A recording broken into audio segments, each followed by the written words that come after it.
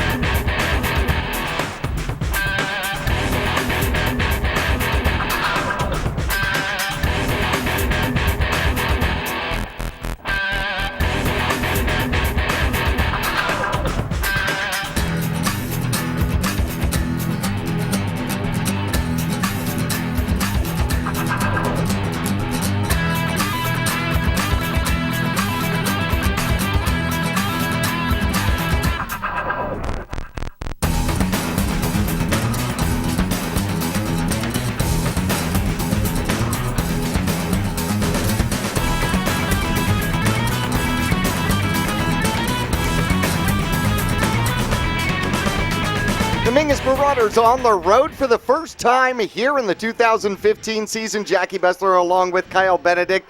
A beautiful night out here on the road at Greenway High School.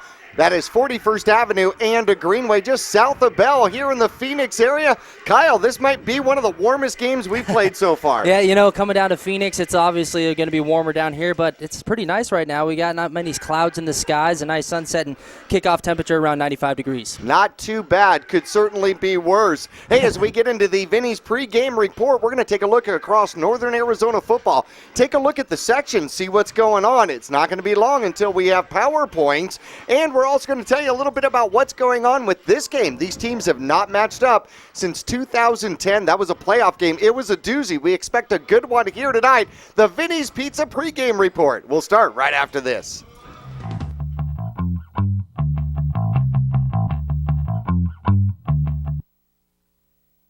You'll get more miles for your money at Reese's Tire and Automotive Tire Pros.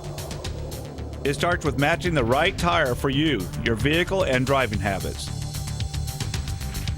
And continues with expert brake, alignment, and warranty services to extend the life and performance of your vehicle. And to serve you better, we now offer King Cobra custom exhaust systems. Find out more about our nationwide warranty at Reese'sTire.com. Taylor Waste has been voted the #1 residential garbage service 12 years in a row in Cottonwood and 8 years in a row in Sedona. Why? Because Taylor Waste always offers dependable and efficient garbage service and clean, eco-friendly curbside recycling and positive customer service. Taylor Waste offers a separate recycling container, and our recycling program is clean rather than commingled with garbage. To start service, call your locally owned Taylor Waste, dedicated to providing service tailored to your needs. Pond Palace offers a wide selection of jewelry, electronics, musical instruments, firearms, and much more. And if you need money for that unforeseen financial burden, Tanner, Natalie, or Rob can get you a loan using your valuable items and collectibles. Scrap gold, silver, jewelry, guns, and electronics are all accepted. Visit Pond Palace on Calvary Way at 89A in the Dome Building, open 6 days a week, and online at pondpalaceaz.com. People often refer to Larry Green Chevrolet as the people place. Keeping that reputation is a priority in the community and with every customer that comes through the door. If you're in the market for a new or pre-owned car, truck, van, or SUV, you'll find their selection extensive and their sales team professional and courteous. You can also count on excellent after-sales service. Visit Larry Green Chevrolet on Highway 260 next to Walmart in Cottonwood. Welcome to the Vinny's Pizza pregame report. Call Vinny's now at 646-3333 and have pasta, subs, or a specialty pizza delivered right away.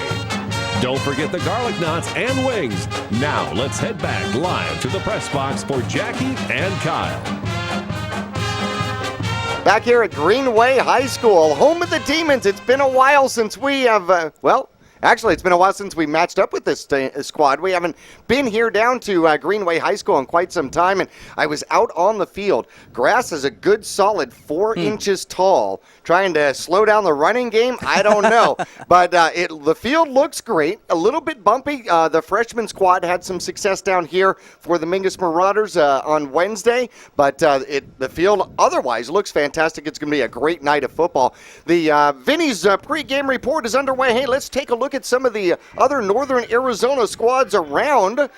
Pinion will be coming to Camp Verde. Camp Verde's looking for its first win of the season and hoping to get it at home tonight against Pinion. Red Rock, Sedona, they are now 2-1 and will be going to Chino Valley for homecoming here tonight. But I'll tell you, there is another squad that is doing extremely well in Northern Arizona. You know, and we're talking about Baghdad. They play 8-man football over there, but hey, just talking about and saying they're having a fantastic season is an understatement, at least so far. 4-0 on the season. Their first 2 games, they won 56-6, 64-6 in their third, and 64-20. So total this season, so far 240 points. They've allowed 38 points, so not much there. But what's really interesting is nationally, for 8-man football teams, they're ranked 18th in the nation and the state #1. So a huge season so far for Baghdad. That's pretty impressive to be nationally ranked number 18 from Little Baghdad, Arizona. Hey, congratulations to the Sultans on their ranking, and we wish them well during the course of the season.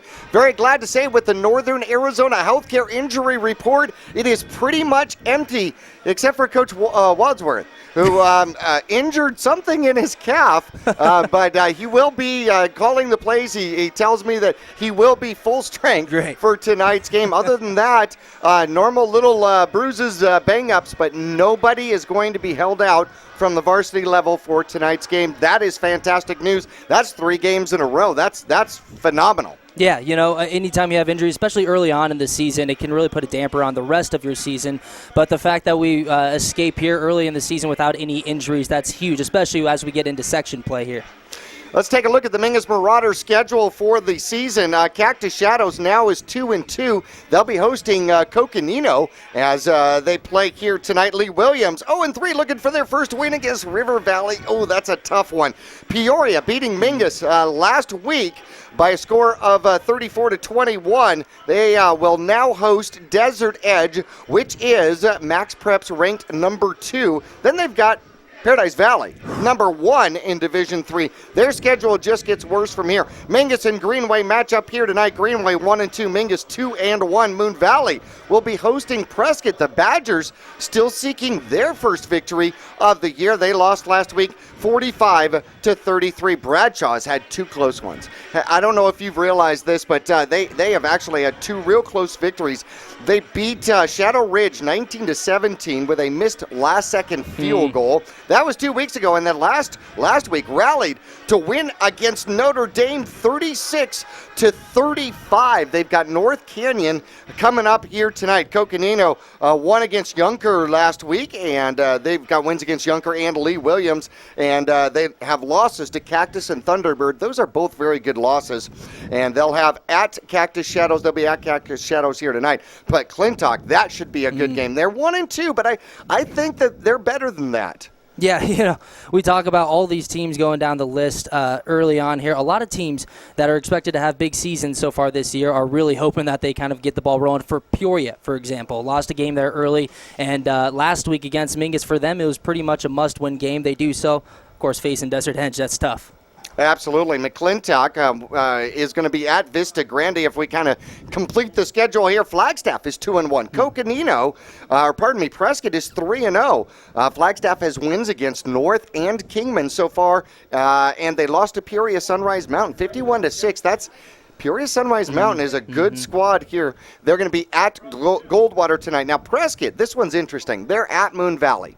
But their toughest games coming up are probably Bradshaw and Mingus. Their toughest games left on their schedule are probably section games. Yeah, you got to think that just on the other side of the mountain there, you have Bradshaw, and then with Prescott, anytime those two teams match up, of course, you have that local rivalry there. And then with Mingus on the other side of the mountain, that rivalry as well. So they got some tough games coming up here, and it starts with this week. Well, if you look at the section right now, Prescott would be ahead 3-0. Bradshaw and Mingus are 2-1.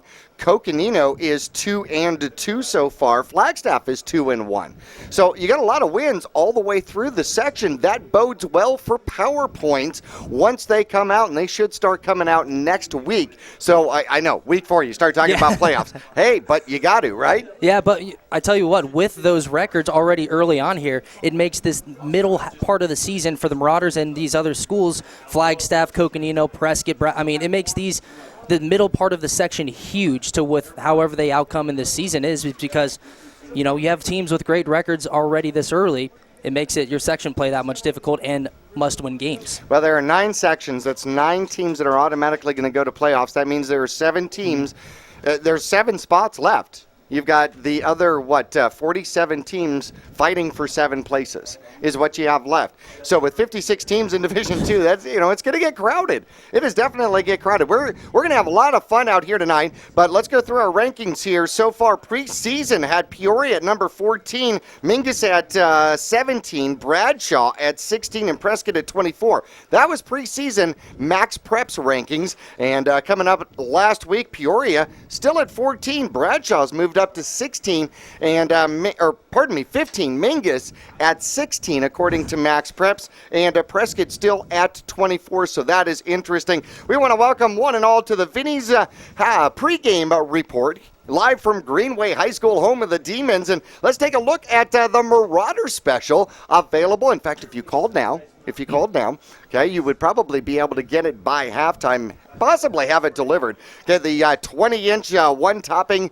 cheese pizza. How about the 20-inch one-topping or the 16-inch cheese pizza? Oh, that looks so good.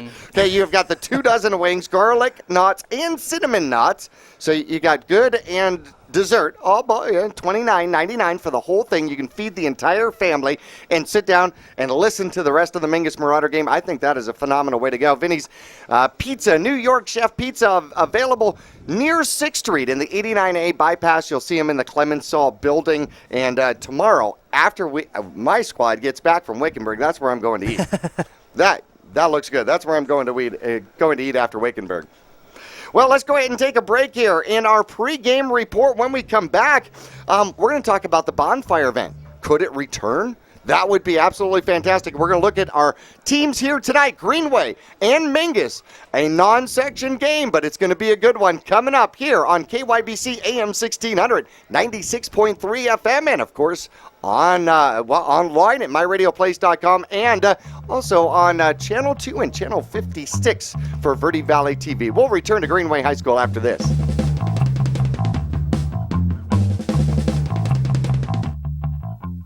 Digitel, a Verizon premium wireless retailer.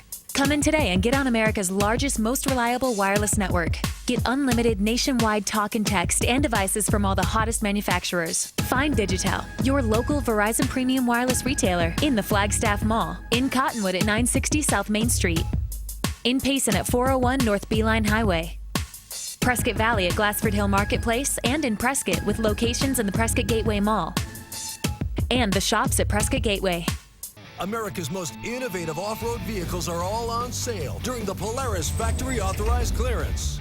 Get our biggest rebate ever on Razor XP 1000. Save $1,000 on remaining 2015s while they last. Get our lowest price ever on Ace 4x4. This all-new off-road experience is just $64.99 after rebate. Get the year's best deals during the Polaris Factory Authorized Clearance. Visit Cottonwood Motorsports at Route 260 and Western Drive. Cheerleading, tumbling, gymnastics. We are Flip City Gym. We have classes for boys and girls of all ages and skill levels. Flip City Gym offers competitive co-ed cheerleading with world champion coaches. Ask about tumbling and gymnastics. Or our health and fitness-based academic preschool. The only one of its kind in Northern Arizona. Enjoy open gym Fridays and Saturdays. Stop by for your free class or find out more at flipcitygym.org. The Suzy Q Market is the most convenient stop for road trips, with 1,500 beverage selections and plenty of snacks. And save on Texaco fuel with your Safeway Rewards card. The Suzy Q drive-thru window is the most convenient way to pick up those essentials on the way home. Road trips start here. With something for everyone. At the Suzy Q Market. Remember, please shop local first. Go Marauders!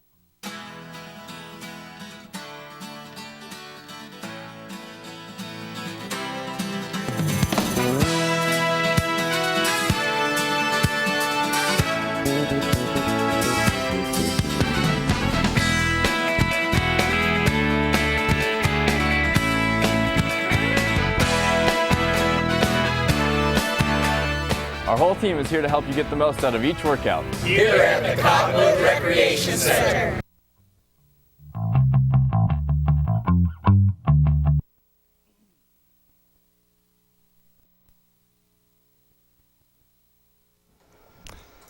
Back here at Greenway High School, home of the Demons, the Mingus Marauders and the Greenway Demons match up here tonight. Mingus coming in 2-1. Greenway won the first game of their season and then have dropped the other two, one of them in overtime, and had a 27-6 lead at halftime. And La Jolla came back to win that one in overtime, 35-33. That was an interesting one. Hey, let's take a look around Northern Arizona youth football and sports going on in the area. The middle school will play September 9th. That is Saturday against Push Ridge, who is, for a middle school program, a very fantastic, formidable program. The Lobos, who are 1-1, they'll have their hands full with that one. Northern Arizona youth football on Saturday, September 19th. The Wildcats are down at Wickenburg, still searching for their first win of the season in the minors division. Cottonwood Cardinals 0-2 will take on Camp Verde, who is 2-0. The Bears are 2-0. They'll take on Williams, who is 0-3. The Colts 1-1 will go up at Page. That's a long drive. The Colts have a long drive for that one. Page is 1-2 on the season in the Mighty Mite division. Also on Saturday, September 19th, the Lobos 2-0 take on Camp Verde, who is 2-1. The Cottonwood Seahawks 0-2 against Page, who is undefeated 3-0 in the Mighty Mite division. And then on Monday, September 21st, the Cottonwood Marauders will go up against the Camp Verde Coyotes. The Marauders looking for their first victory. They are 0-2, and Camp Verde is 2-1. That is in the U Sports division. And this week going on for Mingus Marauder Sports, lots of things to go on as well. Yeah, of course, we got September 19th and 20th. Golf is at the Invitational there on the 19th and the 20th. Also on September 19th, cross country, they are battling in the Four Corners Invite and also Woodridge, California Invite over on September 18th and 19th as well. Big weekend in Marauder sports. Volleyball is at Estrella Foothills. September 21st, volleyball then goes to Scottsdale Christian, and on the 22nd, volleyball at Mayer, golf at Lee Williams, and the swim team versus Scottsdale, and that's in Fredonia Prescott. So a lot going on. That's a big weekend, the 19th and the 20th in Marauder sports. Big week. Well, coming up Thursday, September 24th, there are rumors of the bonfire being back. Bring back the bonfire. That is, it's going to be brought to you by the Mingus FFA alumni and the Mingus Leadership Club, and it's going to be the 24th, and they're moving the homecoming bonfire to the Verde Valley Fairgrounds.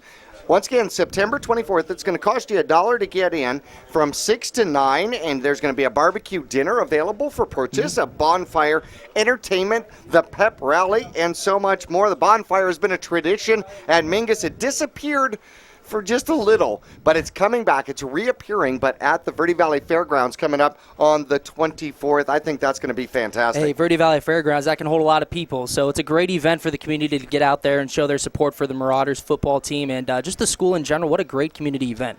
Not only that, but the slag pile doesn't burn. Yeah. Right? Yeah. Okay, I like that. No, you get food included, all that good stuff. It's going to be a good time. 34-21, the score last week against Peoria, but the game was closer than what the score actually indicates. It was really interesting. Peoria scored 18 points offensively. That's it. They scored 18 points offensively. The rest of it was on special teams. Yeah, I mean, looking, Marauders won the game on the defensive side of the ball, offensive side of the ball, but what killed them was they lost in that third element of the game, the special teams. I mean, you had Muhammad back there returning kicks and punts, and he was a madman out there running around, touchdowns, and one that really hurt them was giving up a punt return for a touchdown right before the half, and that is when the wheels started coming off for the Marauders. But at the same time, you know, if you take away the special teams, you got to be happy with the way the offense and defense of the Marauders played. It just really, it doesn't really, looking at the score, it doesn't do it justice to see how the Marauders played. Well, it was 14-14 at the end of the first quarter, and then just 35 seconds left to go before halftime. It was that punt return, which made it 21-14. Mingus going into halftime behind by 7 at that point. Gave up another special teams touchdown and then a late fourth quarter touchdown on a nice pass play. First pass play that worked for points for the visiting Peoria Panthers. That was to Muhammad, the kick returner. It absolutely was. Now, interesting as you go through some of the stats from last game, passing, then 104 yards passing, 79 yards on the ground. That would be the Panthers, 183 yards of total offense for Peoria. Mingus had 248 yards of offense, 96 yards on the ground from Tristan Clark. Only 29 passing yards, though, from the Mingus Marauder quarterback position with Jordan Upham. But nonetheless, Mingus won the game offensively and defensively held them. The problem was it wasn't really a turnover ratio problem. Mingus did give up 2 turnovers during the course of the game, held their own on tackles and everything else. It was the all-purpose yards of 207 all-purpose yards, kick return and punt return, that killed Mingus. Now, I talked to Coach Young before the game. I said, what are we looking at? What did we learn from last game? And Coach Young said something really interesting. He said, we learned that special teams is 1/3 of this game. Yeah, it really is. It is 1/3 of the game, and they lost that, and we can see that losing even if you win the other 2, losing the one special teams aspect of it, it can provide a loss for you, and the Mingus saw that firsthand last week. Well, we have the Greenway Band going to be coming out. Ian Peterson, the leader of the Greenway Band, taking over for Andy Vogt, as I am told, 30-plus years as the coordinator here, and they will have our national anthem as they provide our colors out here tonight. We're going to take a quick little break from Greenway High School. We'll return with the rest of pregame after this.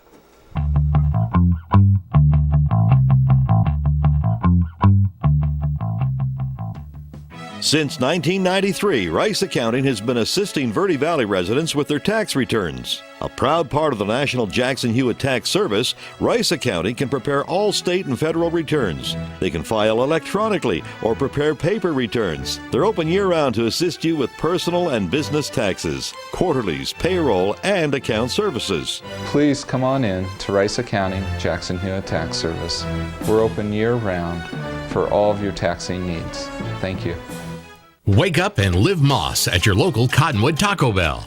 The next generation of breakfast is here. Introducing the Biscuit Taco, AM Crunch Wrap, Cinnabon Delights, and fresh brewed 100% Colombian coffee. Convenient hours, drive-through, and open late every night. Visit your local Taco Bell. Located on 89A and Cove Parkway in Cottonwood. Taco Bell. Live Moss. This has been the Vinny's New York Chef Pizza pregame report. Order for pickup or delivery tonight. The number 646-3333.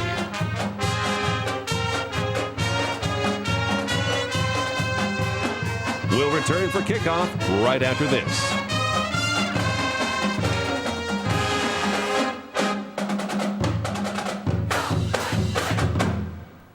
People often refer to Larry Green Chevrolet as the people place. Keeping that reputation is a priority in the community and with every customer that comes through the door. If you're on the market for a new or pre-owned car, truck, van, or SUV, you'll find their selection extensive and their sales team professional and courteous. You can also count on excellent after-sales service. Visit Larry Green Chevrolet on Highway 260 next to Walmart in Cottonwood.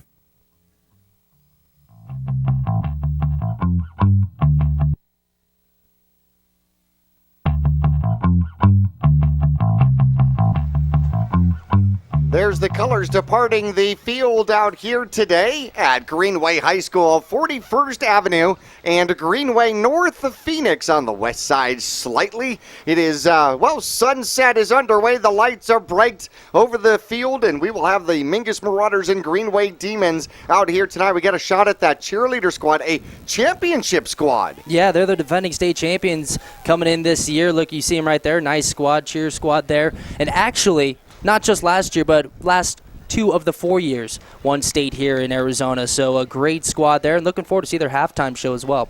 Well, here come the Greenway Demons. The captains coming out for the home squad in their green and white. The Mingus Marauders will be in their red out here today. Hey, the last time these two squads met up was in the playoffs in 2010. Mingus victorious by a score of 28-21, and Mingus led 14-0 at halftime, 21-14 at the end of the third quarter, and it ended 28-21 in a shootout against the Greenway Demons, and that goes back to playoffs 2010. Yeah, if you look at the stats of that game, I mean, the Demons really won the game statistically.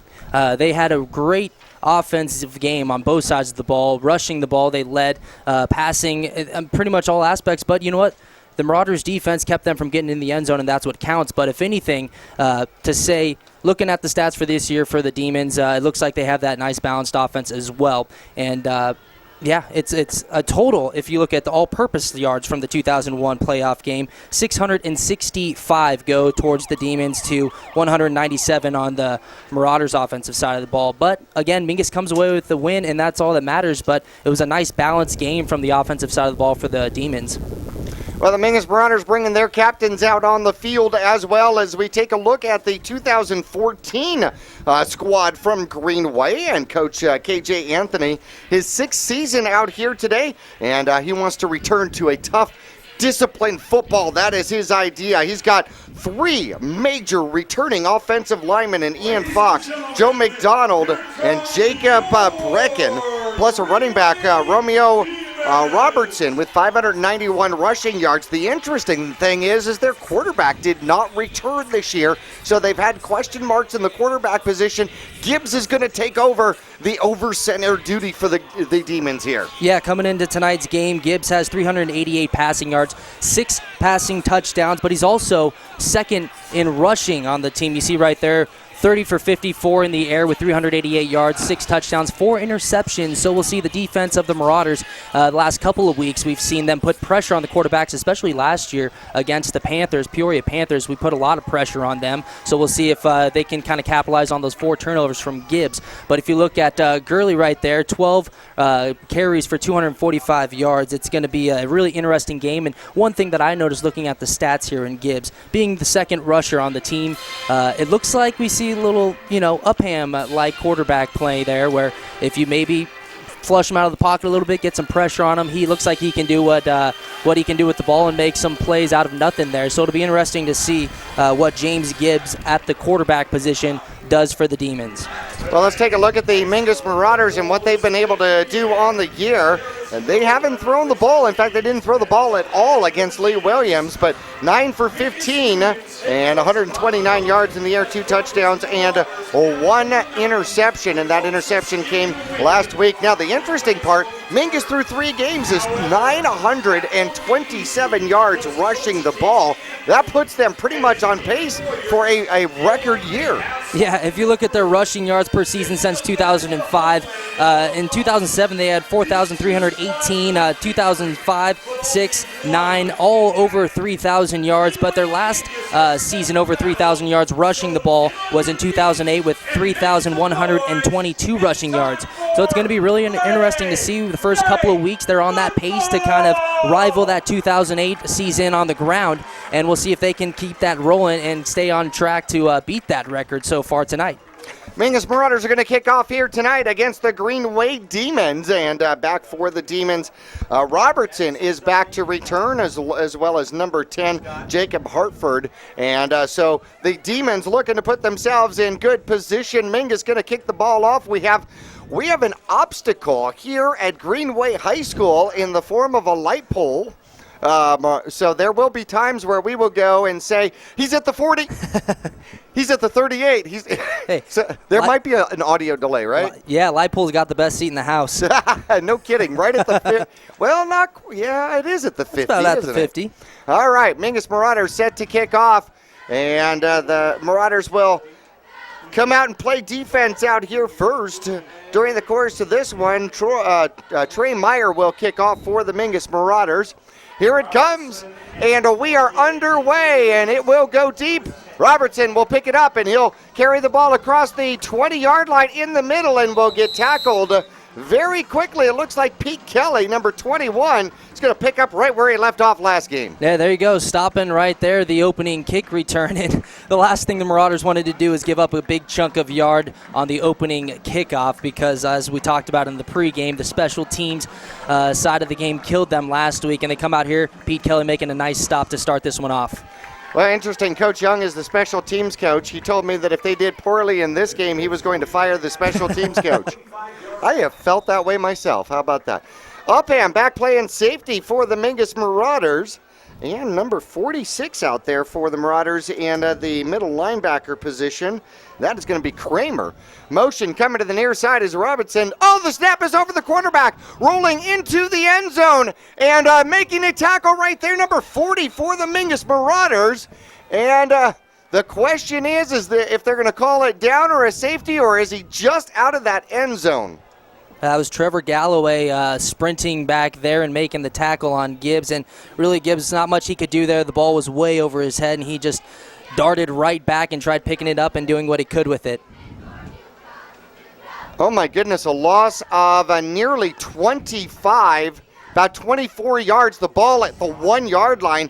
Gibbs did a phenomenal job just getting that back out of the end zone. Yeah, that's about all he could do right there is just pick up the ball and just try to get on the other side of that goal line. Robinson back in the backfield, the lone back for the Greenway Demons. Ball at their own 1-yard line. Gibbs is going to push forward, and looks like Galloway gets in there. A little pushing and shoving, but I think they moved the pile forward about 2 yards. Yeah, Gibbs just running right up the middle there to kind of give himself a little breathing room, and the Marauders wrapped him up down low, and then that was Upham who came in from the safety position and hit him up high and put him into the ground. But right there, Gibbs, all he could do right there is he's just trying to give himself a little bit of room to work with. 3rd and 32 is what the The scoreboard says here at Greenway High School, just underway, first quarter action, first drive. Gibbs over center. He'll take the snap. He's got a man to the outside. He's got an option. He'll option it. The ball came loose for a moment, but he was able to cradle it in and get to the far sideline. The pitch going to the far sideline, and it looked like Robinson bobbled that just a tad bit, but it's going to bring up 4th and long. They'll get out to about the 8-yard line. Robinson, the leading rusher for the Demons, rushing attack, 271 yards. And you see right there on the replay, a little bobble, but nice concentration by Robinson. That's the last place on the field that you want to lose that football, and he keeps it in, and 4th down. The kicker, Gurley, is back, and he'll put the punt up, a nice high punt. It'll come across the 40-yard line, take a bounce, and go back a Mingus direction, and come to settle. Let's see where the referee will settle, just inside of the original first down marker for the Mingus Marauders. So they're going to take over at the 33-yard line of the Greenway Demons. Can't ask for, well, better starting field position if you're a Marauder fan. No, the defense picking up right where they left off against Peoria. Again, even though they got the loss last week, they really did a good job of keeping the Panthers' offense intact for the most part. They kept a lot of pressure on the quarterback and doing the same thing here in the opening drive, and they give their offense a nice field position to start the game. Accurso goes in motion. Ruiz had the ball. No. Upham keeps it, trying to get to the outside. Able to scurry and avoid a block, and then he's out of bounds past the 30, near the 25, about the 26-yard line. Again, there's Upham just kind of doing what he can with his feet. It breaks a couple tackles and picks up a nice little gain on first down there. And you know, Upham, that's the thing. We talk about it all season, and we saw it last week especially, but he can make things, make plays out of nothing, and right there he got a nice little block and then shed a tackle or two for a pickup. Galloway's going to go to the far side. We got 2 receivers to the far side. You've got Clark in a wing position on the near side. Upham up under center. Clark goes in motion, and Upham's going to keep it himself. He'll drive forward, and he should pick up the first down with that spot. Well, fakes to the running back up the middle, keeps it himself, and picks up a little gain for a first down, and before he's dragged down by a Demon. But a couple plays there, and you get a first down, moving the chains. Again, a great field position here to start off for the Marauders. They're going to come out in a different scenario at this point. 2 receivers to the near side. Looks like Pollock comes out with Galloway to the near side this time.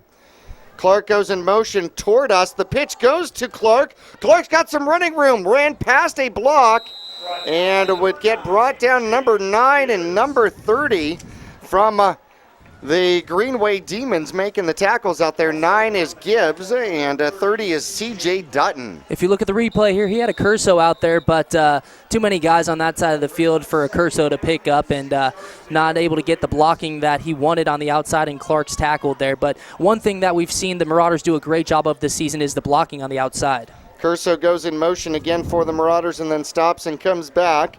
Upham looks over and gets either a new sign or a no sign. He's up under center, waiting for the snap. There it is. Ruiz through the middle and skimmies his way through. A nice gain up through the middle. Kept that ball intact and in control. Let's give him 5 on it.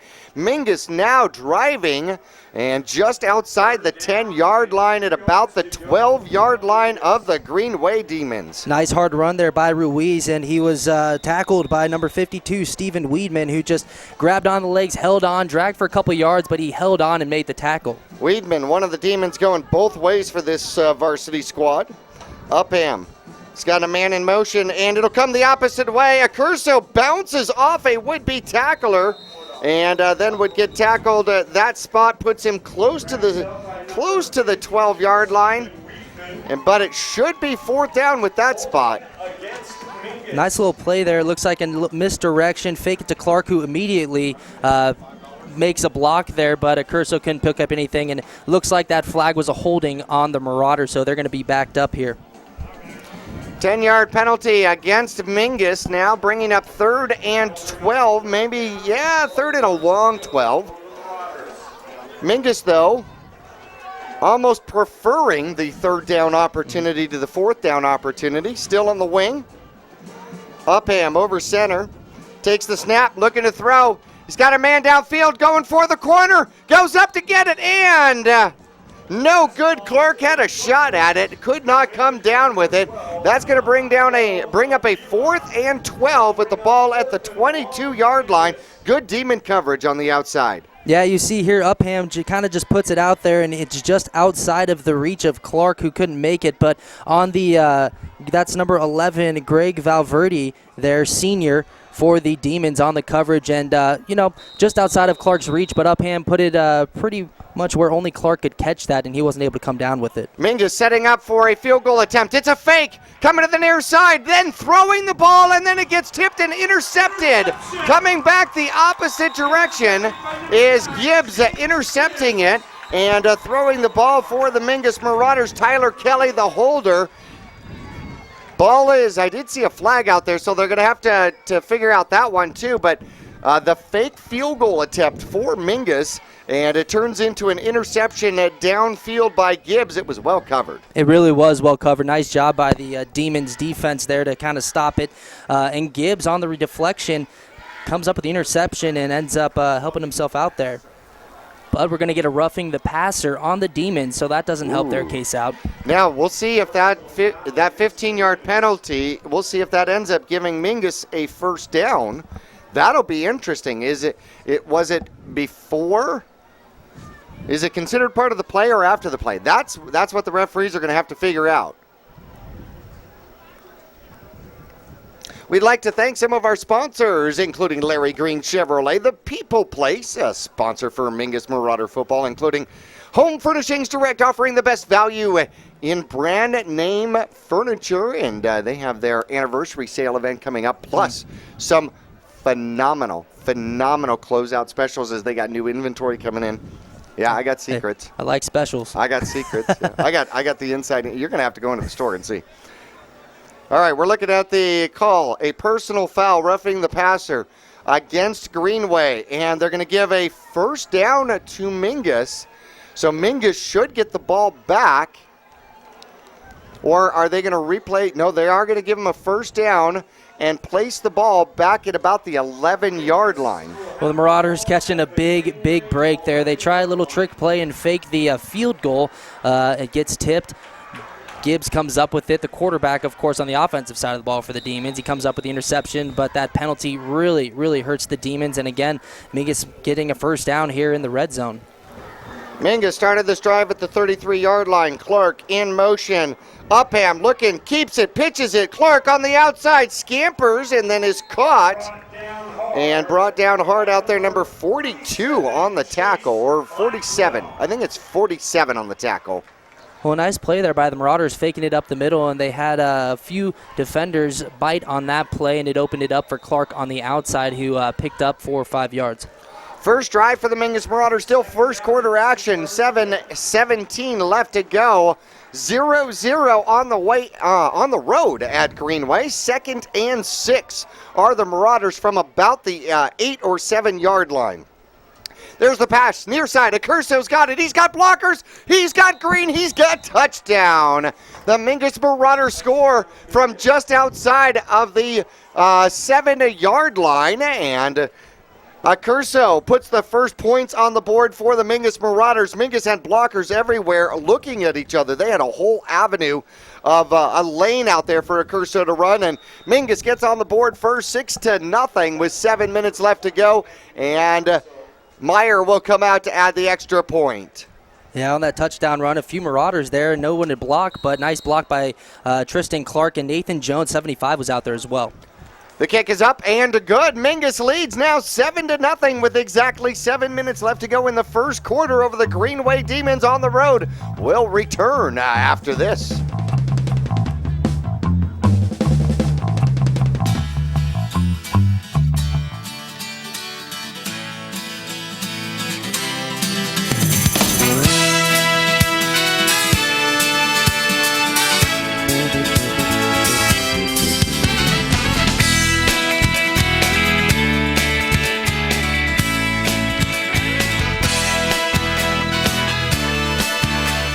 Our whole team is here to help you get the most out of each workout. Here at the Cottonwood Recreation Center.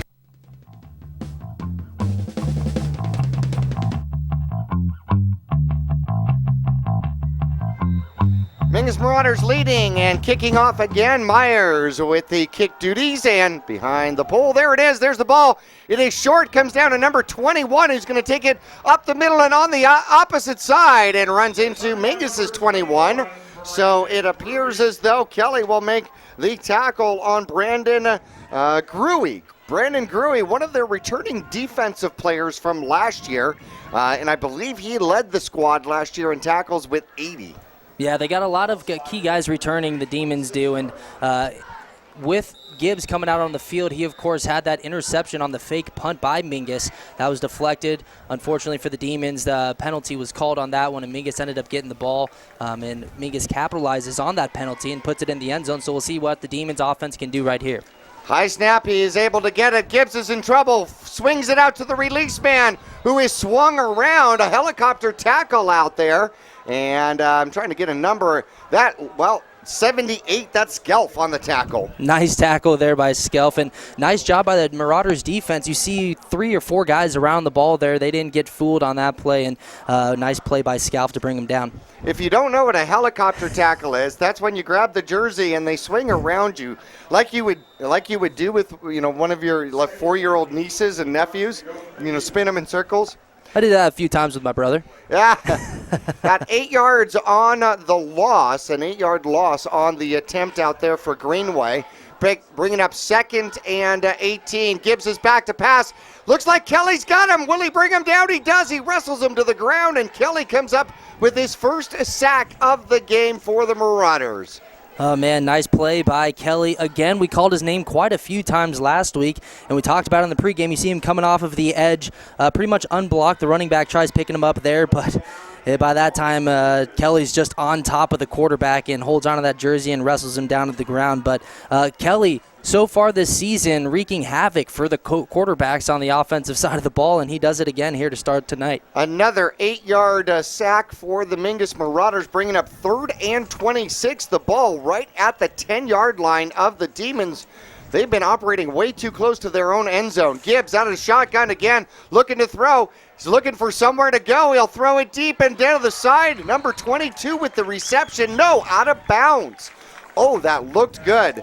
But they call it out of bounds, incomplete on the far side of the field to number 22. A long pass downfield, and he had great blocking to get that pass off. Yeah, that pass intended to Anthony Foster, the senior receiver, 6 foot, 160. But I tell you what, that was a very, very impressive pass by Gibbs, running out to his right and on the run, throwing that bullet to the receiver who just outside of his reach, out of bounds. But again, that's very impressive of Gibbs making a throw with that kind of velocity on it on the run.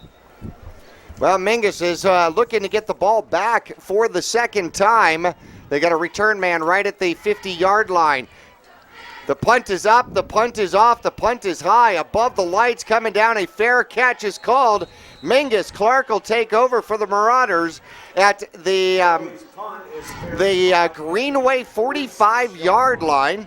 Call it the 46 now. They may mark it at the 45, and Mingus has started both drives. 33-yard line of the Demons, and now the 45-yard line. Yeah, and last drive, the Marauders did score a touchdown, but they really moved the ball first couple of plays and then kind of got stuck there, and they had a 4th down where they were going to punt or go for the field goal and faked it, obviously the flag, and they end up capitalizing it once they get the ball back. But here, let's see if they can get something going here, either on the ground or up in the air. Upham 0 for 1 throwing the ball for the Marauders here tonight. Up over center. Curso goes to the far side. Upham looking to throw the ball. He's got time. He throws it downfield and way over Clark. And on the coverage for the Greenway squad was number 4. That's Jared Kenyon, one of their returning wide receivers and defensive backs from last year. Yeah, wide receiver DB. You could see the speed there as he was way ahead of Clark, and he was actually closer to that overthrown ball by Upham than Clark was. So nice coverage there.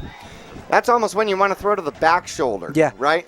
Hey, you never know. Maybe Upham made the decision already, and he just decided to launch it to where neither of the guys could catch it. Could have been throwing it away. Flags come out as Ruiz goes up the middle for the Mingus. No, I'm sorry. That's Pfeiffer with the ball up the middle. Or is that a Curso? It doesn't matter. It's going to be a false start against the Mingus Marauders. Pardon me, that was a Curso, wasn't it? No, that was Pfeiffer with the ball. There we go.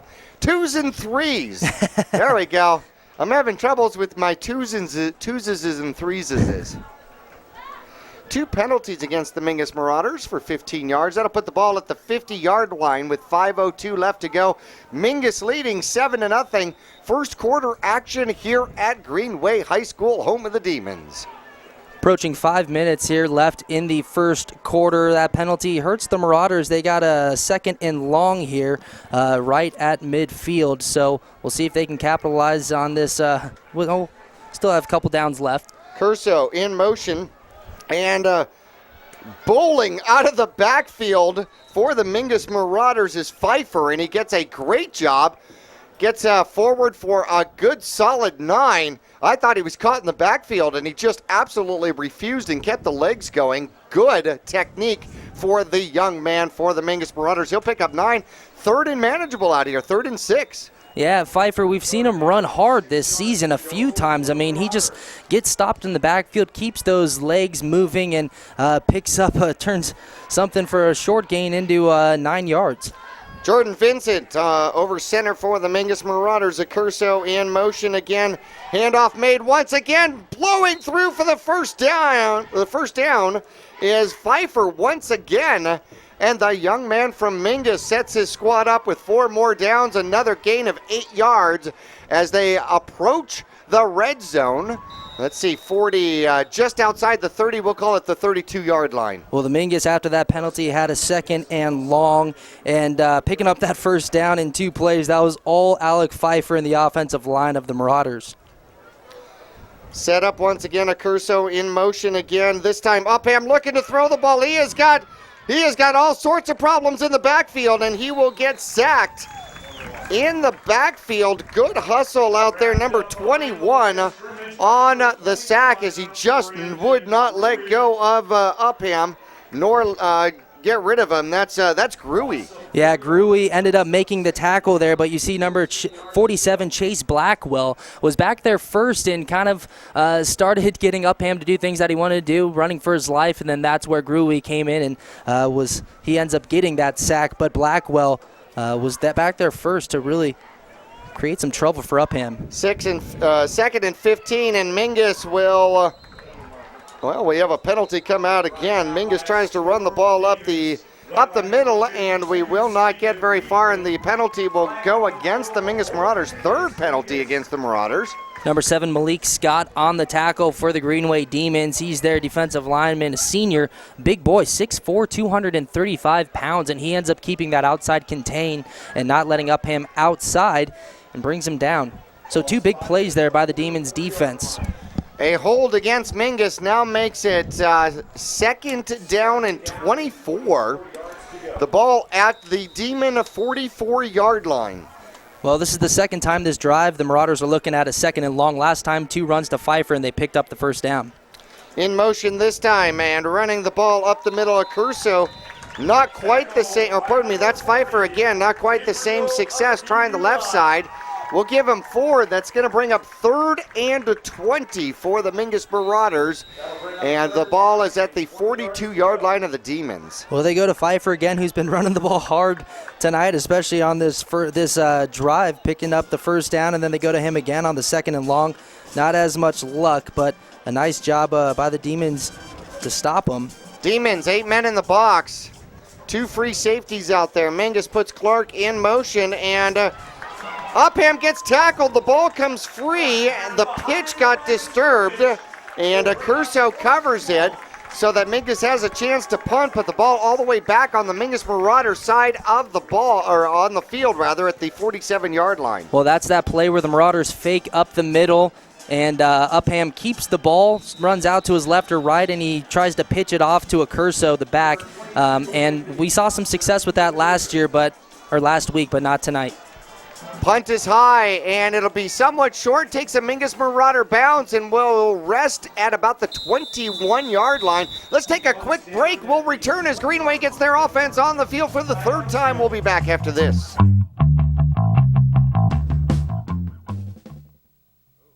Cheerleading, tumbling, gymnastics. We are Flip City Gym. We have classes for boys and girls of all ages and skill levels. Flip City Gym offers competitive co-ed cheerleading with world champion coaches. Ask about tumbling and gymnastics. Or our health and fitness-based academic preschool. The only one of its kind in northern Arizona. Enjoy open gym Fridays and Saturdays. Stop by for your free class or find out more at flipcitygym.org.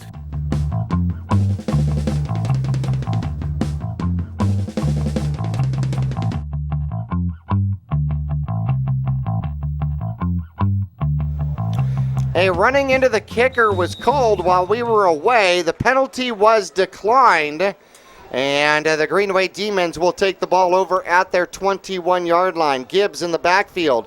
He's got Robinson back there for company. He's going to show the ball, hand it off. Robinson tries the right-hand side, and getting in and making the tackle, a host of Marauders.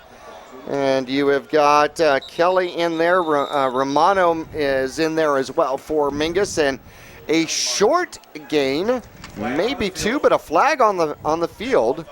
We have a personal foul against Mingus, and that is the now fourth penalty against Mingus. That'll be a 15-yard variety and a first down, bringing the Demons their first first down of the game as they approach midfield at the 38-yard line. Well, so far tonight, the Demons offense has been starting backed up near their own end zone, and they haven't really been able to get out of that. And now the Marauders, with that penalty, kind of helping the offense of the Greenway Demons right here, who now all of a sudden go from being backed up into their own zone to having some decent field position. Out of the shotgun is Gibbs. The senior, he did not play quarterback last year. He'll give it off to Robinson. Robinson scampering to the right, gets around the corner, gets a block, and gets a first down with that mark. That was a nice hard run by Robinson. He had number 4, Jared Kenyon out there. If you look right here at the replay, just right up the right side, chasing Marauders, nice hard run, falling forward and picking up the first down. That's a great run by Robinson, who has 271 rushing yards on the season coming into this game, averaging 4.8, and he picks up more than that right there. Back to action here. The Greenway Demons almost at the 50-yard line. Gibbs looking to throw. He's got a receiver to the near side. Number 22 spun out of bounds. Short gain of Curso on the tackle. And the reception made by, looks like Anthony Foster, the wide receiver. It was a tough one for me to see right there. That pole, I had the pole on the tackle right there. I was trying to figure out who got that one. The pole. The pole. Tackle made by the pole. Wow, that's a great spot. 7 yards. 7 yards as Kyle deals with the pole. And that's the first reception for the Demons out here. Back to the shotgun they go. Robinson in the backfield once again. They're going to show it, give it. Robinson goes to the misdirection, and he will not pick up the first down as he struggles to get back to the line of scrimmage. Good defensive push by the Marauders. Yeah, a couple Marauders in there making the tackle. Tyler Kelly, one of them. And Marauders doing a nice job getting tackling here, but with Gibbs, we saw that first pass on the run out to his right just a series ago was out of bounds, but he had a nice velocity on there, and we're going to get a timeout here, or actually the end of the first quarter. We'll return to more action where Mingus at the end of one as we look at the Cottonwood Parks and Recreation scoreboard. Mingus is up by a score of 7-0 on the road at Greenway. Greenway with the ball across midfield and driving. We'll return after this. You'll get more miles for your money at Reese's Tire and Automotive Tire Pros. It starts with matching the right tire for you, your vehicle, and driving habits. And continues with expert brake, alignment, and warranty services to extend the life and performance of your vehicle. And to serve you better, we now offer King Cobra custom exhaust systems. Find out more about our nationwide warranty at Reese'sTire.com. Digitel, a Verizon premium wireless retailer. Come in today and get on America's largest, most reliable wireless network. Get unlimited nationwide talk and text and devices from all the hottest manufacturers. Find Digitel, your local Verizon premium wireless retailer, in the Flagstaff Mall, in Cottonwood at 960 South Main Street, in Payson at 401 North Beeline Highway, Prescott Valley at Glassford Hill Marketplace, and in Prescott with locations in the Prescott Gateway Mall. and the shops at Prescott Gateway. Back to the action here. Greenway with the ball, a 3rd and 4, just inside, we'll call it the 44-yard line of the Mingus Marauders. Mingus in a 3-5 defense. The Demons in a shotgun. They're going to come to the near side. Number 4 with the catch. However, he will not make the first down. He tries to scamper away, and now we have flags on the field.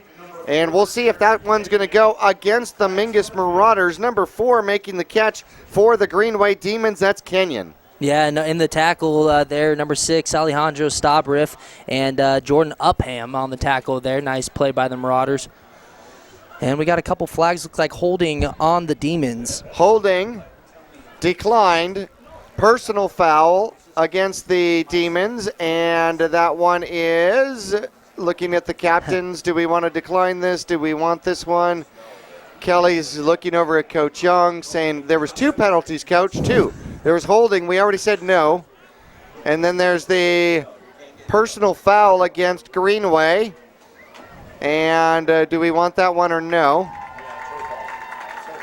And we still don't know whether we want that one. We will let you know Monday whether or not Mingus wanted that one. If they do want it, then it's going to bring up a 3rd and about, 19. Otherwise, they marked the ball, interesting enough, inside of forward progress. Forward progress on that one I thought was closer to the line of scrimmage, if not just past it. But I could be wrong with that. But they marked the ball at the Mingus Marauder 47. Holding, declined. Now we're going to get the call. Personal foul, declined. Neither one of those is accepted. They are going to mark the ball at a loss, so that works out to be a 2-yard loss on the pass. And a 4th down and a good solid 5 from just inside midfield. We'll call it the Mingus Marauder 47-yard line. Okay, big 4th down here for the Demons. We'll see what they come out and do. And the Marauders declining both of those penalties, backing them up. They want to keep that 4th down. Interesting enough, the negative pass play. I wonder if that would have changed if the pass had gone forward at all.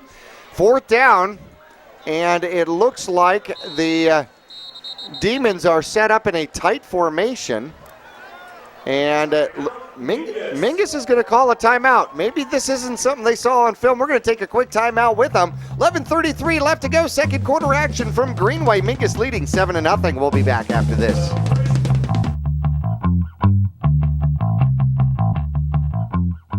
At Oxendale Chrysler Dodge Jeep, we believe everyone deserves to drive a nicer, newer car today.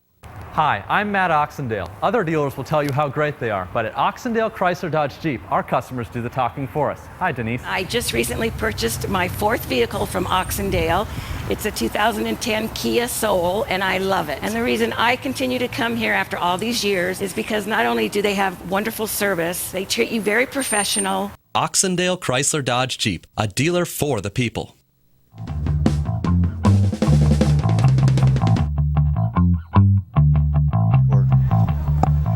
Back here at Greenway High School now. Let's see what happens.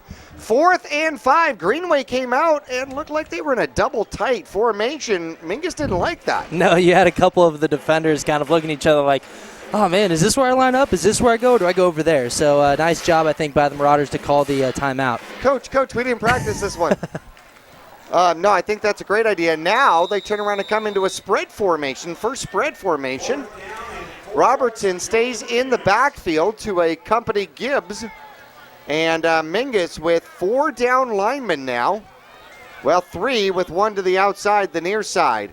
Spread formation for the Greenway Demons. Gibbs is going to keep it and pitch it. He pitches it at the last second. A great pitch. Robinson picks up the 1st down and so much more. A great job by the Greenway Demons, and they'll pick up 17 on that play and the very needed first down. Yeah, that was a great play there by James Gibbs. It looked like, I swore he was going to keep the ball. He has the outside linebacker cave in on him, and he pitches it at, the last second. If we look at it here, he holds it, last second, pitches it out, and it's a beautiful pass, just leading Romeo Robertson perfectly. He doesn't even have to break stride. Now back in shotgun is Gibbs. He'll take it. He'll roll to the right. He's looking to pass. He's now in trouble. And looks like Tyler gets a hold of him, Tyler Kelly. And he was in the grasp of the quarterback, got the ball away somehow, and now comes a flag. I wonder if they're going to call it in the grasp or if they're calling a different penalty out here. Interesting, but the head referee came near side and tossed the flag himself. Tyler Kelly had the quarterback, Gibbs, in the backfield, had a grasp on him. Great athletic effort to get rid of that ball to the near side. I think he had a man in the general vicinity, but no, he didn't. They're going to call it intentional grounding, and that is going to be the penalty and the loss of down, and that is going to back up 5 yards. It'll be a 5-yard penalty, but the loss of down. So it'll bring up 2nd and 15 with the ball at the Mingus Marauder 35-yard line. 11:05 left to go. Mingus still winning 7-0. Well, we've called Kelly a couple times this game already. First, it was his brother Pete, and then Tyler Kelly right here. Each of them have 3.5 sacks on the year. Pete Kelly has 3.5 sacks for a total of 40 yards lost. But Tyler Kelly shooting out through the line and putting a lot of pressure on Gibbs, who just throws it away, trying to avoid that sack. Trips to the left, one receiver to the right. Gibbs in the backfield. He's got Robinson with him. Robinson coming out to block. Gibbs is going to throw the ball. Pumps.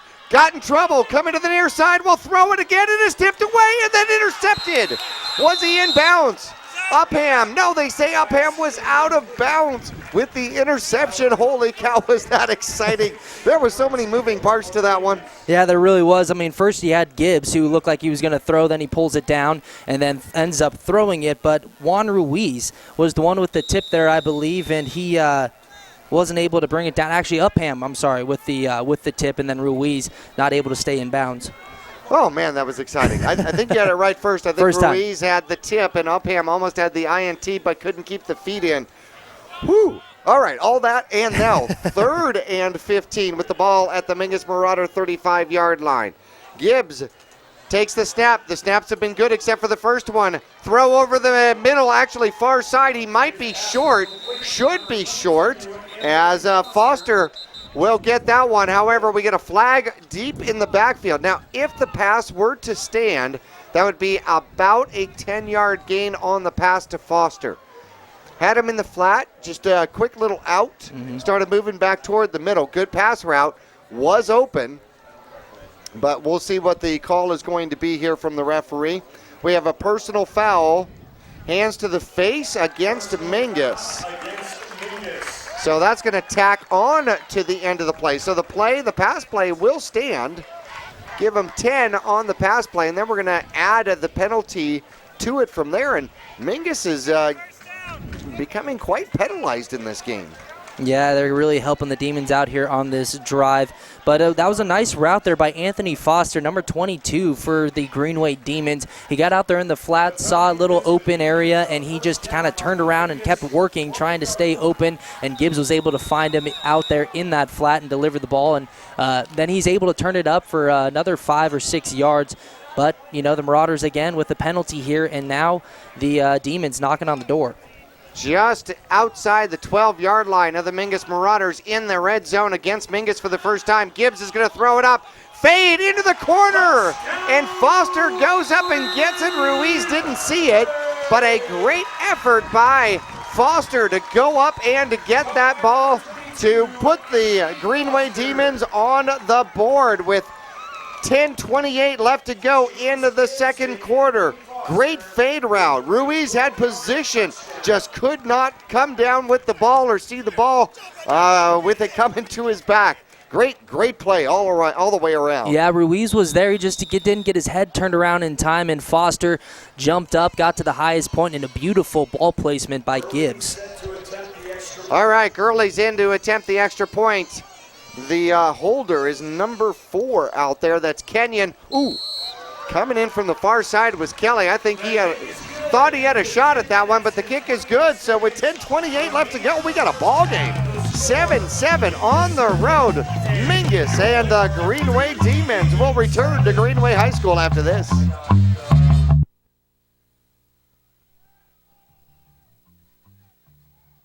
Pond Palace offers a wide selection of jewelry, electronics, musical instruments, firearms, and much more.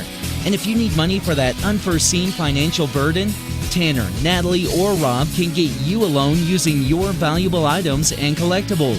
Scrap gold, silver, jewelry, guns, and electronics are all accepted. Visit Pond Palace on Calvary Way at 89A in the Dome Building, open 6 days a week, and online at pondpalaceaz.com.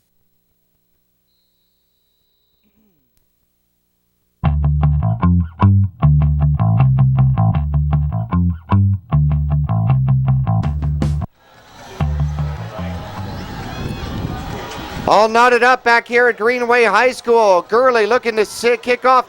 There's the pole. Deep kickoff. No chance out there for Tristan Clark to run that one out. He caught it in the back of the end zone. That's a weapon. Yeah, that was a nice leg right there. Hey, that's what the Marauders could have used last week against the Peoria Panthers.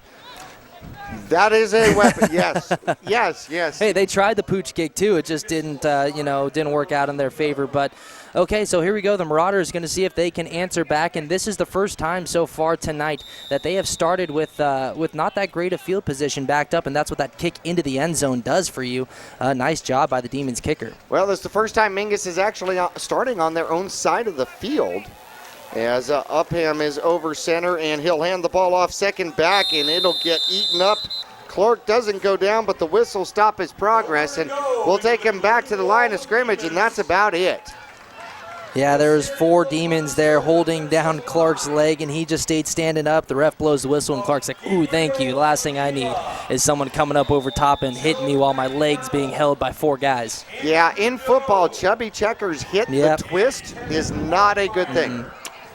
Mingus back out. They got one receiver out to the far side. Upham sends Clark in motion, and it'll have the first back through, and it'll get eaten up real quick, but yet another penalty flag thrown out on the field. We have seen a lot of yellow activity here today. Yeah, we have from both sides of the ball. I mean, it's not just favoring one team, and really the offense for either team haven't really been moving the ball that well. You have the defense helping them out, so we'll see what this one is. Well, they're going to call it personal foul, a chop block. And that is going to back up the Marauders down just outside of their own 10-yard line at about the 12-yard line, bringing up second and ouch. Second and ouch. Is that official? It is when you're backed up near your own end zone. Yeah, that'll be second and about 28. No. Is that right? Yeah, they'll call it second and 20. Should be maybe second and 18. Hard to see from this angle how close to the 10-yard line that is. Might be right on that. So we'll call it second and 20. Mingus with the ball at the 10-yard line. Upham checks the wrist, trying to figure out what our second and 20 play is. He bounces back. He's in trouble. He'll get the ball out on a screen. We got a couple of blockers, and outrunning one of the blockers, but still picking up some good yardage. And with the catch, getting up a little slowly, Ruiz with it, and he'll pick up a good 10 off of that one. Let's bring it up 3rd and 10, which is almost manageable. Number 21, Brandon Grui right there on the pressure. Almost got to Upham, who just barely got rid of that ball over to Ruiz before he was hit. But Grui, number 21, has 2 sacks on the year for the Greenway Demons. He's a senior, 5'11", 190 pounds. He's a running back, linebacker, and also a long snapper. Mingus with the ball, 3rd down opportunity. It looks like Upham will keep it himself, and weaving his way for a first down, and then out of bounds at about the 42-yard line. Pardon me. It's getting 21 yards on the carry. Yeah, that was a big play right there. We look at the replay as he fakes it up the middle, holds it. He's got Clark out to his right along the sideline, but he decides to keep it, takes a couple Demons with him, and before getting out of bounds, a huge pickup there, and 2 plays in a row, able to give the Marauders a little bit of breathing room. He's been sacked twice in this game, once for 5 yards, once for 18 yards. So Upham back into positive yards in the rushing category, trying to lead his team back to another score. First back through. No, pardon me, Upham will keep it and get back to the outside. And we'll end up losing about a half a yard on it. We'll call it back to the line of scrimmage. Mingus with the ball at the 41-yard line. 8:29 left to go, all tied up here in Greenway, 7-7. Again, number 21, Brandon Greenway on the tackle there. Number 21s for both teams on defense, causing some havoc. You had number 21, of course, for the Marauders, Pete Kelly, who's been making noise all season and causing some problems for quarterbacks. And then now we have number 1 on the defensive side for the Demons. Clark in motion, coming near side. Upham looks to throw, and then he'll just cut it back up the middle and get off to the right-hand side. Not until he gained about close to 8, bringing up 3rd and manageable, maybe 3rd and 2, just short of the 50-yard line. Well, he drops back and wasn't really sure what he was going to do there, but while as he was dropping back, it looks like he saw the middle of the field just open up, and he decided to bring it down and just run up the middle and picked up a nice gain. And sometimes, even if the play calls for a pass or something, you pull it back and you see that open lane in the middle, you just got to take it. Almost 3:20 left to go. Upham, he's got the pitch man to the outside. He'll keep it himself and keep those legs rolling and churning for a first down and another 13 yards for the Mingus Marauders. Mingus back in Demon territory inside the 40 at about the pole, at about the 37-yard line.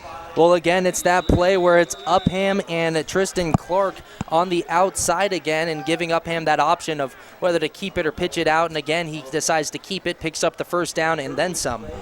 All right, I can see everybody except the pole, and I think where Galloway would normally be. Oh, there's Clark. He comes out and then goes back. Upham looking to throw. He puts the ball up. He's got a man downfield, but the safety actually had beaten him to the spot, and running downfield, the pass intended for number 1, that's Pacheco.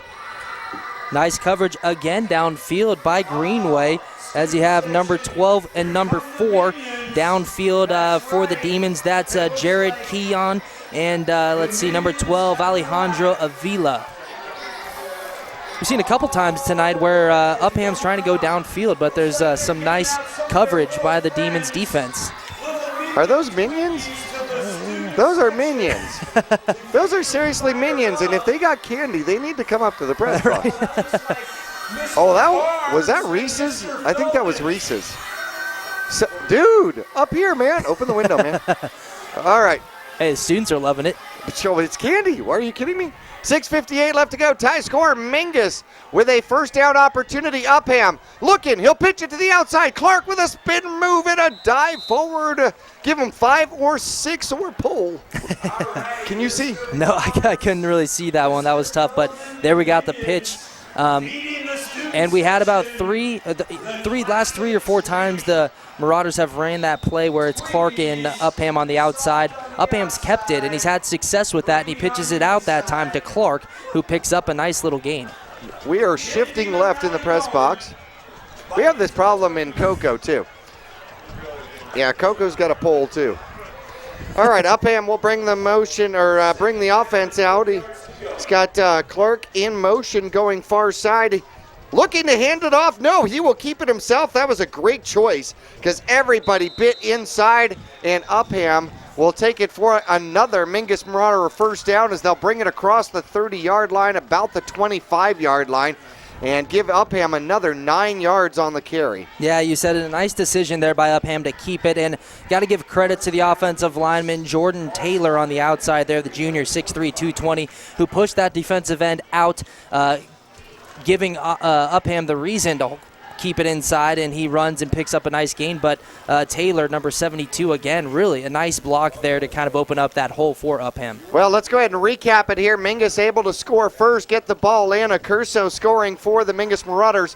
The Greenway Demons coming back in the second quarter. 10.5 minutes left to go in the second quarter, and a fade pass puts them on the board, a pair of extra points, and we're all knotted up 7-7. And the Cottonwood Parks and Recreation scoreboard shows you there with 6:02 left to go. Now, Mingus has put together a pretty drive. It started on their 20-yard line, which is the worst starting position they have had during the course of this game. They've actually started twice on the Greenway side of the ball. Coach Anthony giving his defense a little pep talk about how to stop that Mingus Marauder option play. Mingus coming out, getting themselves reset. First down at about the 25-yard line, just outside of that red zone. Call it actually the 24. Yeah, Upham's had a really great drive. Like you said, the option play has really been working for the Marauders so far on this drive and really all game. Upham, up under center. He'll hand it off. P. Kelly with the ball. Scampers to the outside. He could go all the way and caught. My goodness, he had a lane and an avenue. A touchdown saving tackle out there for the Greenway Demons. Number, what was that, 12? I think it was 12, catching 21. And Kelly darts out of the backfield, takes the ball all the way down to the 4-yard line. Give him 20 on the carry. Yeah, number 12, Alejandro Avila there on the tackle, touchdown saving tackle for Greenway. But nice run there by Kelly. Upham decides to give it, feed the dive up the middle instead of keeping it or pitching it. Accurso in motion, Kelly up the middle. They don't bite on this one. He may have forward progress, he may not. Let's see where they will set that ball. They're going to probably take it right back to the original line and scrimmage. So 2nd and goal, under 5.5 minutes left to go in this tied contest, 7-7. Mingus just inside the 5-yard line. Well, trying to power it in up the middle. They end up losing a yard on that play. But you had 3 defensive linemen in there for Greenway making that tackle and making the tackle for a loss.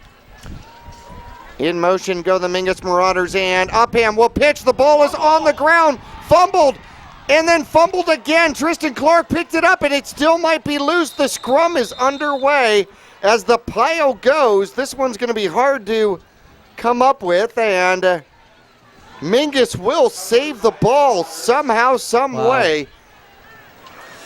52 coming up with the ball. That would be Jordan Vincent, the center. Talk about hustling from the line of scrimmage. Well, I tell you what, one fumble there, off the helmet. Tristan Clark picks it up, gets hit, fumbles it again. Downfield it goes. It gets fumbled again, and somehow diving. Jordan Vincent did not have that ball. He stole it. Well, I tell you what, looking at that replay, for Greenway, Chase Blackwell has to get all the credit there. Right when the ball snapped, he's back there to kind of disrupt the play from the beginning for Upham. He ends up pitching it, loses the ball, and he, nice play there. Upham's going to drive it himself and go close to the end zone, back inside the 5. They lost 5. They're going to get it back. This is going to bring down a 4th down from about the 3-yard line of the Greenway Demons. It gets exciting out here. Yeah, no, it really does. And last time they had a 4th down and a chance to score, the Marauders faked a field goal and ended up getting intercepted. Luckily for them, there was a penalty that went their way, and they got first down, ended up capitalizing on it, but it looks like they're going to go for the field goal right here. Well, coming out for the Mingus Marauders, it looks like, I think it's Tyler Kelly with the hold. The kick is up. The kick looks good. The kick is good, and Mingus has an unusual 3 on the board. They will take the lead back. 10-7, 3:17 left to go as Mingus knocks through the field goal attempt. We'll return to Greenway High School after this.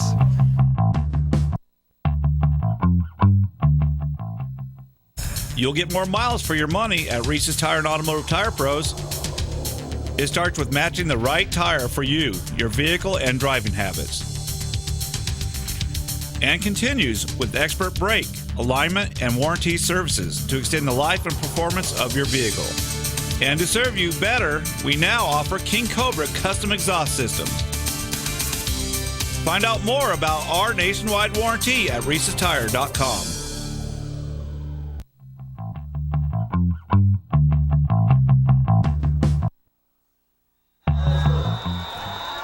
Myers going to kick off after he put his team up by 3. He's going to drive this one toward the end zone. Not quite. It is returnable. And coming to the near side is Robinson. He is quick, he is elusive, and he'll get out past the 40, close to the 40, pardon me, just about the 38-yard line. Did not try to go all the way to the outside and up. He just came straight at the middle where Coach was. Coach said, come toward me. The play comes toward me. Hey, well, that's where he had all the blocking. A nice job by the kick return for Greenway as they provided some nice blocking on the right side of the field for Robinson. Well, that's where Gibbs is going to start off. He's got a throwing touchdown to cap the last drive. 3:08 left to go. Mingus up by 3 over the Demons. And the pole is going to play havoc once again. If you stand there, I'll go right over your shoulder. Oh, there you go.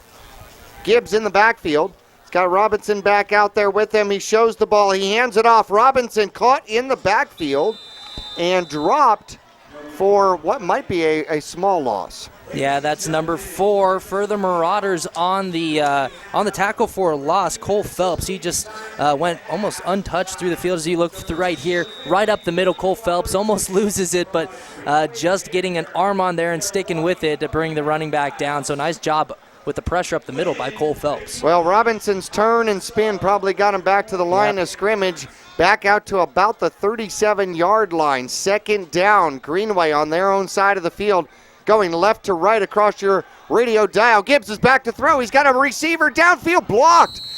Just knocked away at the last second by Pete Kelly, the intended receiver number 14. That's Villaverde. However, we have a flag in the backfield.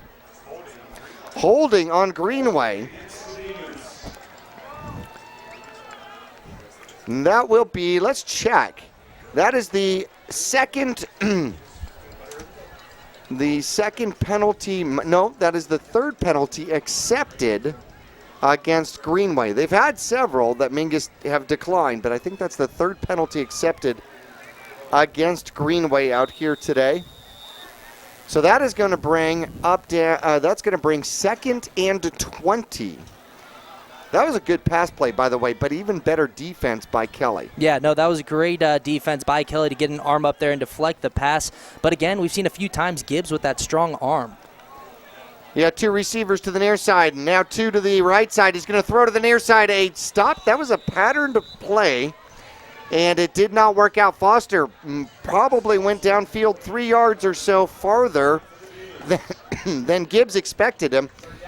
But you'll notice the ball was in the air before the receiver made his cut. Yeah, I don't know if there was maybe a little miscommunication there between Gibbs and Foster, or if Gibbs was trying to get the back shoulder of Foster, who just really didn't have the breakdown before the ball got there. Well, you know, when you're running full speed, I know it's supposed to be a 10-yard button hook, right? Mm-hmm. But you're running full speed. Can you really see the difference between 10 and 12 yards? You know what I mean? But 2 yards can throw off that whole play. Oh, yeah, it really can, and we saw that there, especially if you're 2 yards pass and miss your break. Trips to the far side of the field. Gibbs, he's got protection. He's got the ball off. He's got a man. He'll pick up good yardage, probably a good 12 on it. Foster with another catch out there. The young man has got 3 catches in the first half, 2:13 left to go. In the first half, Mingus leading 10-7. Anthony Foster, senior, number 22, he came into the game with only 33 yards receiving, no touchdowns, but he's been really the main target for Gibbs so far tonight. And last 2 plays, some success there, even though he wasn't able to break the play beforehand enough to complete that pass by Gibbs. But right there, a nice play, and Accurso forces him out of bounds. 4th and 8 is what it is left to, a 12-yard pass. And Greenway is set to punt. They will punt, a good punt. And coming back, taking the ball, and a fair catch apparently signed for. I didn't see that, but Clark obviously stops and will give his team the ball back at about the 22-yard line. But another flag on the field, and we'll see if this one's going to go against Mingus or Greenway. If it goes against Mingus, it could give Greenway a first down and continuation of the drive. Holding, defense.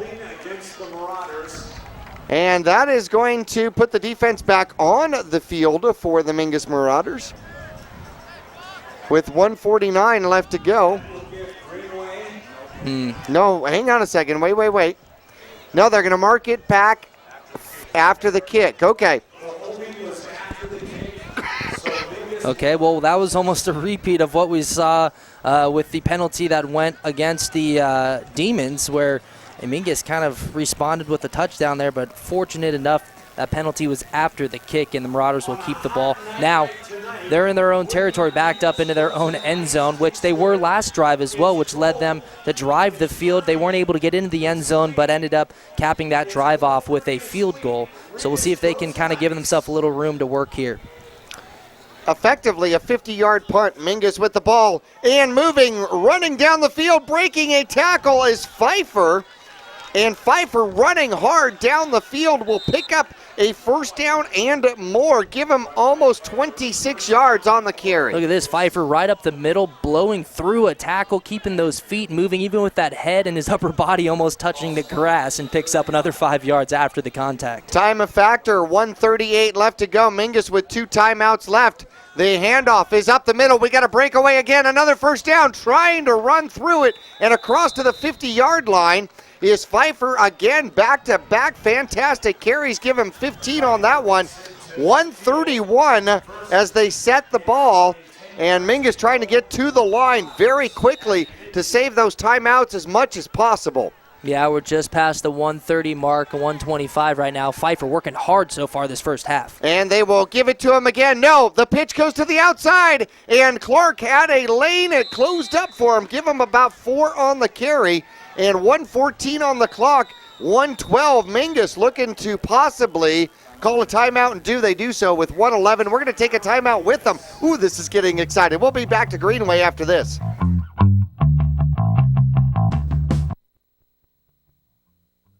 Since 1993, Rice Accounting has been assisting Verde Valley residents with their tax returns. A proud part of the National Jackson Hewitt Tax Service, Rice Accounting can prepare all state and federal returns. They can file electronically or prepare paper returns. They're open year-round to assist you with personal and business taxes, quarterlies, payroll, and account services. Please come on in to Rice Accounting Jackson Hewitt Tax Service. We're open year-round for all of your taxing needs. Thank you.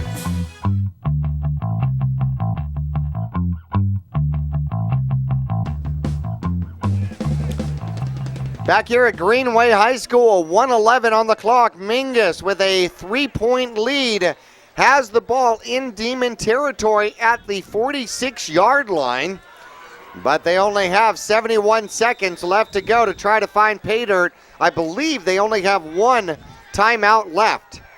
Jordan Upham over Vincent, and they've got movement.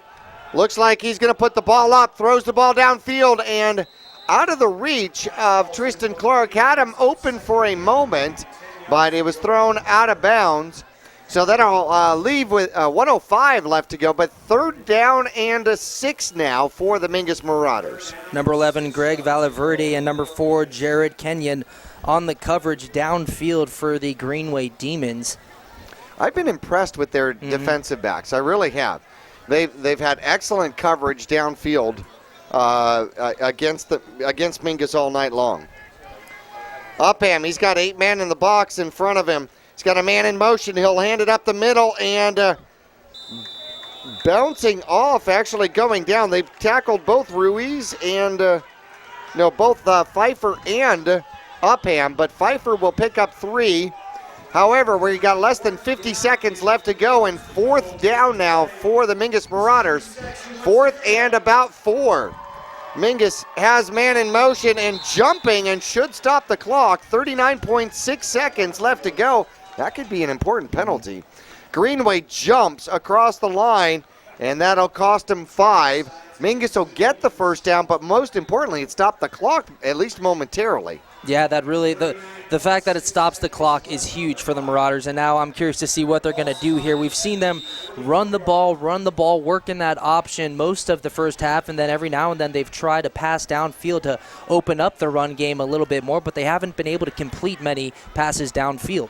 29 seconds and counting for the Mingus Marauders, and up the field it goes, right up the middle, breaking it away, heading for the end zone, and it could go all the way. Mingus Marauders, a touchdown through the middle for Juan Ruiz, number 18, as he scampers from the 40-yard line with 19.4 seconds left to go. That touchdown is on the offensive line. Yeah, no, it really is opening that hole right in the middle of the line for Ruiz to run through. And we've seen especially Alec Pfeiffer in the first half already having a lot of success up the middle thanks to that nice first half that the line is having. And then we see Juan Ruiz popping one for a touchdown up the middle. Meyer for the extra point. Oh, my goodness, did he have his plenty of Wheaties that time. Almost got to the track behind the goalpost. It is good with 19.4 seconds left to go. Mingus now with a 10-point lead. The Cottonwood Parks and Recreation scoreboard says Mingus 17, Greenway 7. We'll return to Greenway High School right after this.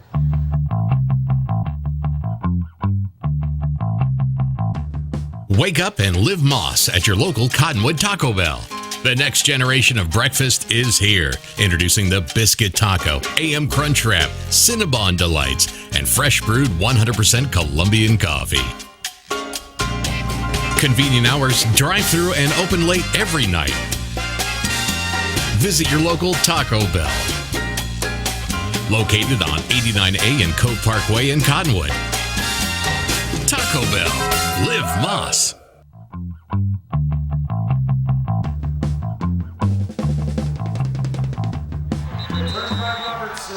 Back here at Greenway High School, Robinson with the return. Mingus covers it well with the kickoff, and it looks like Greenway is going to end up with the ball at about their own 15-yard line. Getting in quickly is Pete Kelly. Wasn't he your player of the game, your Digital player of the game last week? Yeah, he was the player of the game last week, and for that reason right there, and what we've seen in the first half already, getting in the backfield, getting downfield here on the kickoff quickly, and right after the ball, receiving the ball, he gets maybe a couple of yards before Kelly's right there to bring him down, and man, Kelly, the disruptor. Disruptor, man. I mean, I tell you what, last week he was in the backfield almost every single play. And it looks like Greenway is going to take a timeout. We're going to keep it here as Greenway is going to basically discuss a 1st and 90 play, as they're obviously going to have to break something out. They've got maybe one timeout left, so maybe they've got 2 possible plays. But, you know, Mingus is going to go wisely into a prevent defense out here. Yeah, well, especially we've already seen it tonight, the arm strength that Gibbs has. So, you know, with the timeout here, 14 seconds left before halftime, if they can get a nice pickup on one play, maybe get out of bounds or call that timeout, set them up for a manageable second down, that Gibbs can maybe use something to work with, but he has that arm strength where, you know, with anything Mingus last week, they gave up a big touchdown right before the half. They don't want to do that again today. No, that was off a punt. The Oxendale Dodge Chrysler and Jeep halftime report is coming up, and of course they are your dealer for the people, and we should have a special treat with a state champion spirit line coming up. So we'll be able to get that on Verde Valley TV for you. They're going to hand it off. Robinson chased by Galloway. Galloway wins that race. Robinson tackled for a loss, and that should roll out the first half. Let's take a look at, no, it doesn't. 3.1 seconds left to go, and Greenway takes their last time. You know, I like this. I do. You know what? Let's play football. Yeah. We have, as long as we have a snap, we have a shot. I like that. Now, sometimes there are some coaches that are criticized for that, but especially in the high school ranks and especially in the youth ranks, every play you can get on the field is sometimes extremely important for those kids. No, it really is. I mean, you never know what we'll see here. 3 seconds left, we might see them work on a play. Maybe that will come to light down the road here in this game or maybe down the season that they really need, because with all this field to work with here, 3 seconds left, hey, why not try something that you're going to need later on in the season to pick up a big chunk of yard? I agree with that. Now, sometimes bad thmes happen. You know, an INT for a touchdown with this, and then everybody criticizes you. Why didn't you let the timer roll? You can't play scared. You can't play scared. Thank you. I agree with that. I do. You know, especially when you're talking youth. Mm-hmm. Okay, you know, professional, where, you know, lots of people, I don't know. Yeah. You know, it gets a little too serious at some point. I like high school football. Here we go, 2nd and half of forever. Gibbs looking to throw the ball. He'll throw it up top. Mingus has got coverage. It'll be intercepted by Ruiz. That will end the first half. Ruiz with about a 1-yard return with the interception at about the 49-yard line. That'll end halftime here. Let's take a look at our scoreboard. Mingus, a 17-7 lead over the home Greenway Demons. Here will return for the Oxendale Dodge Chrysler and Jeep halftime report coming up right after this. The Suzy Q Market is the most convenient stop for road trips, with 1,500 beverage selections and plenty of snacks. And save on Texaco fuel with your Safeway Rewards card. The Suzy Q drive-thru window is the most convenient way to pick up those essentials on the way home. Road trips start here. With something for everyone. At the Suzy Q Market. Remember, please shop local first. Go Marauders! Pond Palace offers a wide selection of jewelry, electronics, musical instruments, firearms, and much more. And if you need money for that unforeseen financial burden, Tanner, Natalie, or Rob can get you a loan using your valuable items and collectibles. Scrap gold, silver, jewelry, guns, and electronics are all accepted. Visit Pond Palace on Calvary Way at 89A in the Dome Building, open 6 days a week, and online at pondpalaceaz.com. Taylor Waste has been voted the #1 residential garbage service 12 years in a row in Cottonwood and 8 years in a row in Sedona. Why? Because Taylor Waste always offers dependable and efficient garbage service and clean, eco-friendly curbside recycling and positive customer service. Taylor Waste offers a separate recycling container, and our recycling program is clean rather than commingled with garbage. To start service, call your locally owned Taylor Waste, dedicated to providing service tailored to your needs. Since 1993, Rice Accounting has been assisting Verde Valley residents with their tax returns. A proud part of the National Jackson Hewitt Tax Service, Rice Accounting can prepare all state and federal returns. They can file electronically or prepare paper returns. They're open year-round to assist you with personal and business taxes, quarterlies, payroll, and account services. Please come on in to Rice Accounting Jackson Hewitt Tax Service. We're open year-round for all of your taxing needs. Thank you. Welcome to the Halftime Report, brought to you by Oxendale Dodge Chrysler Jeep, your dealer for the people. Stick around for the first half recap, including Marauder highlights, scores, and stats.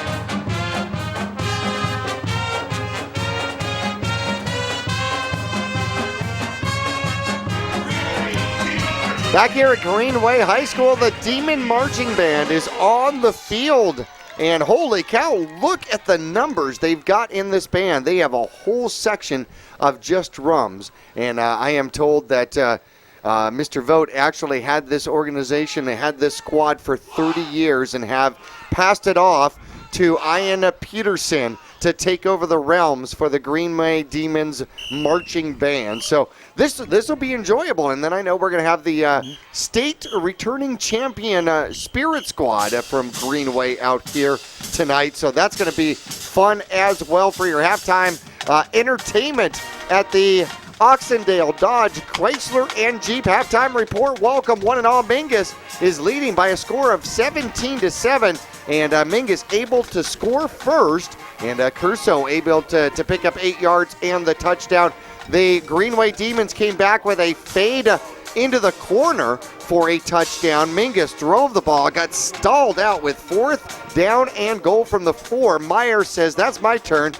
Got the 3 points in the field goal, and then right at the end of the half, just seconds, less than 19 seconds, barely more than 19 seconds left to go in the first half, Ruiz with a 38-yard breakaway for the touchdown. How key was that? Oh, no, that was huge. That was huge. I mean, that has been set up the whole entire first half. I mean, we saw Alec Pfeiffer work in the middle of the field, rushing all half, and then you had Upham and Clark working the outside, and so they were just trying to set up a big play like that, and we saw Pfeiffer having a lot of success up the middle in the first half, and then right there able to break one for a touchdown. So it was a nice opening half, especially rushing the ball, and you got to give a lot of credit to the offensive line of the Marauders.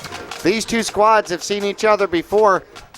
Everybody's graduated since then, but 2010, they matched up in a playoff game. Mingus able to win that one 28-21. We have got a similar battle out here. Remember, when we played Greenway, the same coaches are still coaching, by the way. When we played Greenway in 2010, Mingus had a 14-0 lead at halftime that disappeared in the third quarter. Do not think the Demons cannot come back from a 10-point deficit down 17-10. Yeah, we saw glimpses of it in the first half. That the power of that offense. I mean, with Gibbs had a couple really nice throws. We saw the velocity on his arm, a nice touchdown pass in the corner where Ruiz didn't get his head around in time, and Gibbs just put it up to where only his receiver could reach it at the highest point there. And then he's also a threat on the ground. So we'll see what the offense of Greenway comes out of the locker room with. But as you mentioned, 2010 up 14-0. The Marauders can't let up coming out in the second half. Absolutely. It's all about 4:48. 4 quarters, 48 minutes. That's Mingus Marauder football. Hey, we're going to take a break here in the Oxendale Dodge Chrysler and Jeep halftime report. We're going to chat a little bit about them. We're going to go through some stats here from the first half. I think you're going to like them. Should be fun. And then you'll get a little bit more of the Greenway demonstrations on the field out here today at halftime. Once again, Mingus leading at halftime 17-10 over the Greenway Demons here in Northwest Phoenix.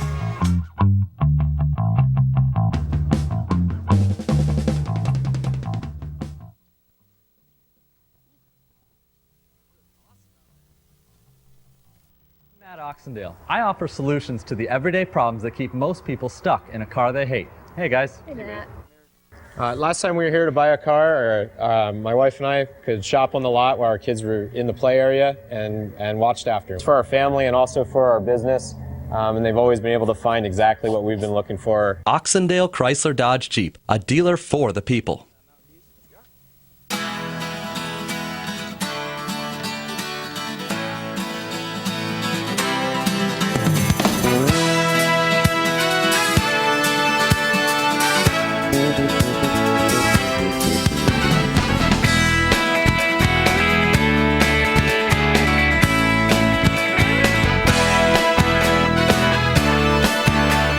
Our whole team is here to help you get the most out of each workout. Here at the Cottonwood Recreation Center. Cheerleading, tumbling, gymnastics.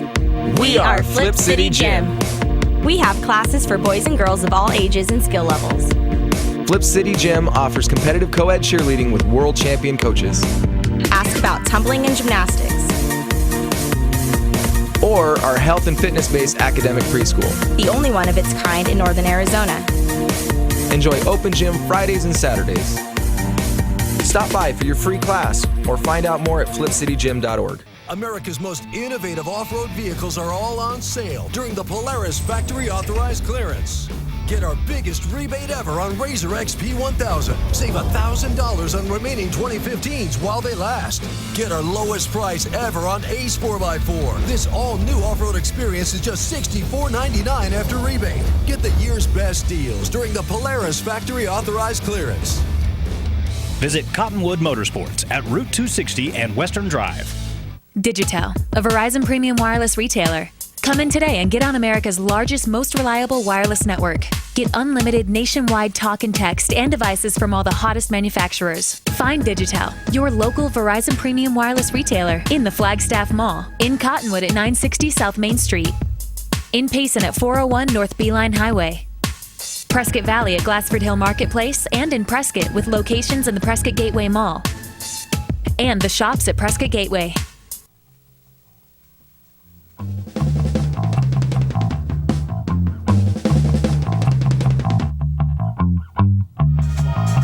Back here at Greenway High School as you get a treat. The Demons Cheer Squad. And what did you say, state championship? Yeah, last year defending state championships, but they've won state 2 out of the last 4 years, and they just spelt out Demons with their pom-poms. It's pretty amazing. And being a news guy, you have trouble spelling that, right? Yeah, no, I do. Don't ask me here on air. So they look great. The band looks great. Working in sync. Yeah, this is a nice treat here at Greenway. The Oxendale halftime report. Oxendale, Dodge, Chrysler, and Jeep, where you're going to get your car buyer's bill of rights. These are exclusive benefits to you, like you have the right to a no bullying car experience. And what that means is basically you're going to get a fear-free zone where they're not going to bully you into buying the car that they want you to buy. You also have the right to an engine warranty at no charge, and inspected, reconditioned, and if something doesn't work, well, then you're going to talk to them about it. Use that. You have the right to love your car. I love this. You have the right to love your car, and you either love it or you trade it. You love it or you trade it. A guarantee available to you at Oxendale, Dodge, Chrysler, and Jeep. And if Travis had made the road trip with us, he would tell you all about it. He'd also tell you have the right to have the most money for your trade, including their transparent trade appraisal process at Oxendale. And together you come up with what is fair and make sure you get what your car is really worth. And lastly, you have the right to a fair and easy credit approval process. And that's the For the People credit approval program available. Oxendale, Dodge, Chrysler, and Jeep on the 89A bypass in Cottonwood. And Coach Travis Reed will be on his way to Wickenburg with me as the Wildcats go down to take on the Wickenburg Wranglers in the Majors division tomorrow. That should be a good one. Here tonight, the Mingus Marauders definitely lead the stats. Let's go ahead and take a look at the Marauders stats here in the first half. Mingus leading 17-10 here in the first half. And, well, Pfeiffer leads all Mingus Marauders rushers with 65 yards on the ground with 6 carries. Ruiz, 2 carries, 41 yards, and a touchdown out in the air. The Mingus Marauders Upham is a 1 for 5, 10 yards in the air on the ground. He's got 10 carries and 45 yards. Tristan Clark has 14 carries on 14 yards on 6 carries. Pete Kelly, 2 carries, 20 yards for the Mingus Marauders. Zacurso has a touchdown. The only time he touched the ball. How about that? I love that. Touches the ball once, gets an 8-yard touchdown for the Mingus Marauders. 193 yards on the ground for the Mingus Marauders in the first half on 27 carries, averaging better than 7 yards per carry. That's not bad. That's getting it done. It really is getting it done. I tell you what, the 6 carries for 65 yards on Alec Pfeiffer's part, those are a hard 65 yards. I mean, he was working. There was on that touchdown drive where Ruiz ended up getting into the end zone. He worked that entire drive, working up the middle, and he was able to open up that hole, that mixed with the option on the outside. Just a nice job on the ground for the Marauders offense. Again, got to give credit to that offensive line, as we've seen the line play well pretty much every game this season. Absolutely. Now, Peoria killed us with speed last week. I mean, Peoria has catch-up, make-up speed. They can make mistakes and catch up and cover their own mistakes. Which they did very well. Let's take a look at the home Greenway Demons here tonight. James Gibbs, his first year at quarterback for the Demons as he makes his senior year. He ends up 5 for 8 in the first half, 1 touchdown and 1 interception, 39 yards in the air for the young man. They've got 9 carries total for 17 yards, led on the ground by Romeo Robertson, number 2, 5 carries, 33 yards, but Mingus has a fair number of tackles for losses in this particular half, including a couple of sacks, which have killed some of the numbers on the ground for the Demons. Yeah, again, we saw the Kelly brothers in the backfield. I mean, what I really like about this Marauders defense is their consistency. We've seen week in and week out, they're coming out here, they're getting pressure on the quarterbacks. They're making the stops when they need to, even with, we haven't talked about it, but all the penalties on both sides of the ball here in the first half, I mean, benefiting the offense for both teams. It's really been pretty amazing at how many penalties we've seen here, but even with that, the Marauders defense has been stepping up and really keeping them out of the end zone other than that 1 touchdown. Well, Mingus has over 200 yards of offense here in the first half. The Demons have 56 yards of offense in the first half. There's only a 10-point difference on the scoreboard. So the Demons have been hanging around, and yes, some of it does have to do with the penalties, but the Demons have made their stops when they have had to. They held Mingus at the 44-yard line once, which was absolutely key and crucial for that squad. So we're going to take our final break here in the Oxendale Dodge Chrysler and Jeep halftime report. Once again, Mingus up by 10, 17-7. Second half action is just around the corner, and hope you'll stick along with us. We'll be back after this.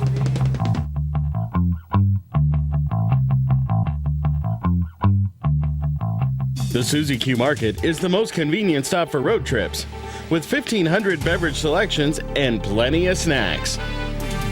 And save on Texaco fuel with your Safeway Rewards card. The Suzy Q drive-thru window is the most convenient way to pick up those essentials on the way home. Road trips start here. With something for everyone. At the Suzy Q Market. Remember, please shop local first. Go Marauders! Wake up and live Moss at your local Cottonwood Taco Bell. The next generation of breakfast is here. Introducing the Biscuit Taco, AM Crunch Wrap, Cinnabon Delights, and fresh brewed 100% Colombian coffee. Convenient hours, drive-through, and open late every night. Visit your local Taco Bell. Located on 89A and Cove Parkway in Cottonwood. Taco Bell. Live Moss. This has been the Oxendale Dodge Chrysler Jeep Halftime Report. We'll meet you back on the air as exciting Mingus Marauder football returns for half number 2 right after this.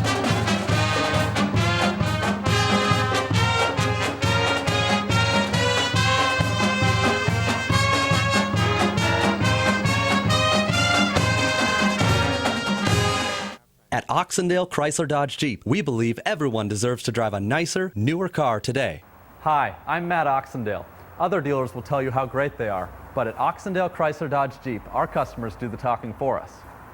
I've been buying from Oxendale for the last 10 to 15 years. I always get good service, and I know I can shop locally here and get the same deal I'm going to get anywhere, and appreciate the fact that you can buy locally and get taken care of here. Oxendale Chrysler Dodge Jeep, a dealer for the people.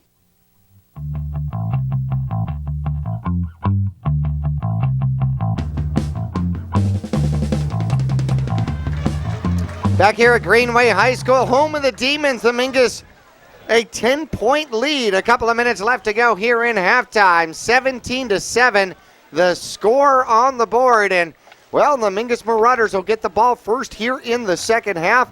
And I always wondered, sir, Kyle, they go through probably a good solid hour and a half of putting together that banner for one solid break as they run through it. I mean, man, that's...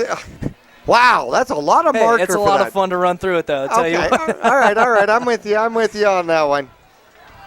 I wonder how many they make at once, just to kind of turn them around over back and forth, but we'll see here, game in and game out.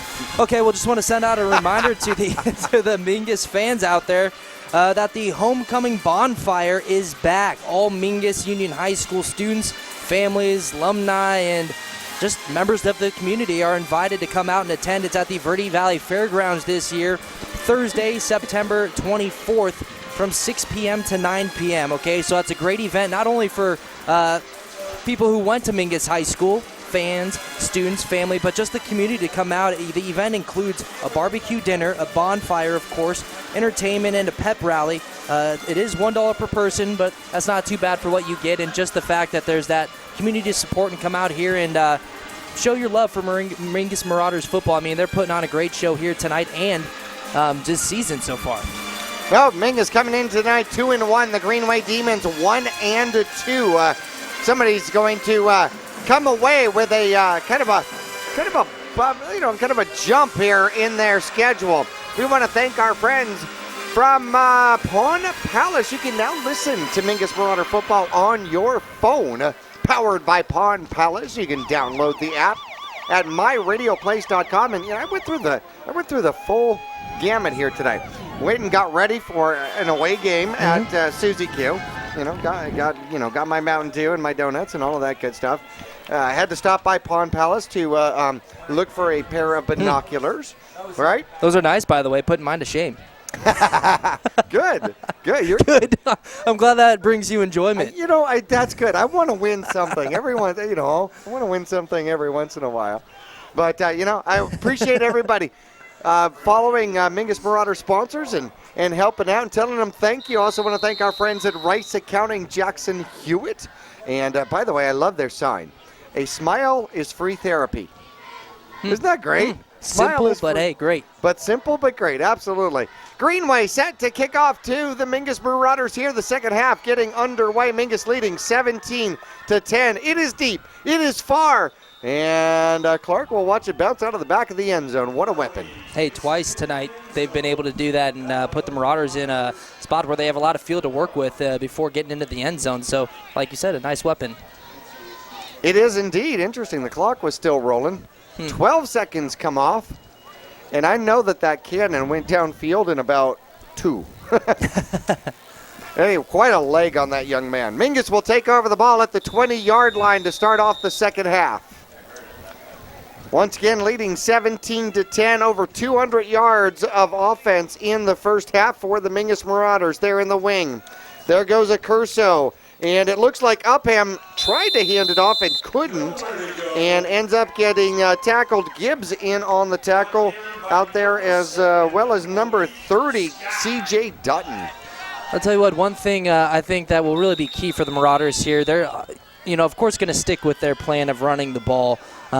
But to help with that success, which they have been having tonight, you'd like to see them complete a couple of those passes downfield. I mean, we saw a few attempts in the first half. Nice coverage downfield so far this game by the Demons, but it'd be really great for the offense if they can capitalize on some of those. Clark goes in motion for the Mingus Marauders, and the handoff will come up the middle.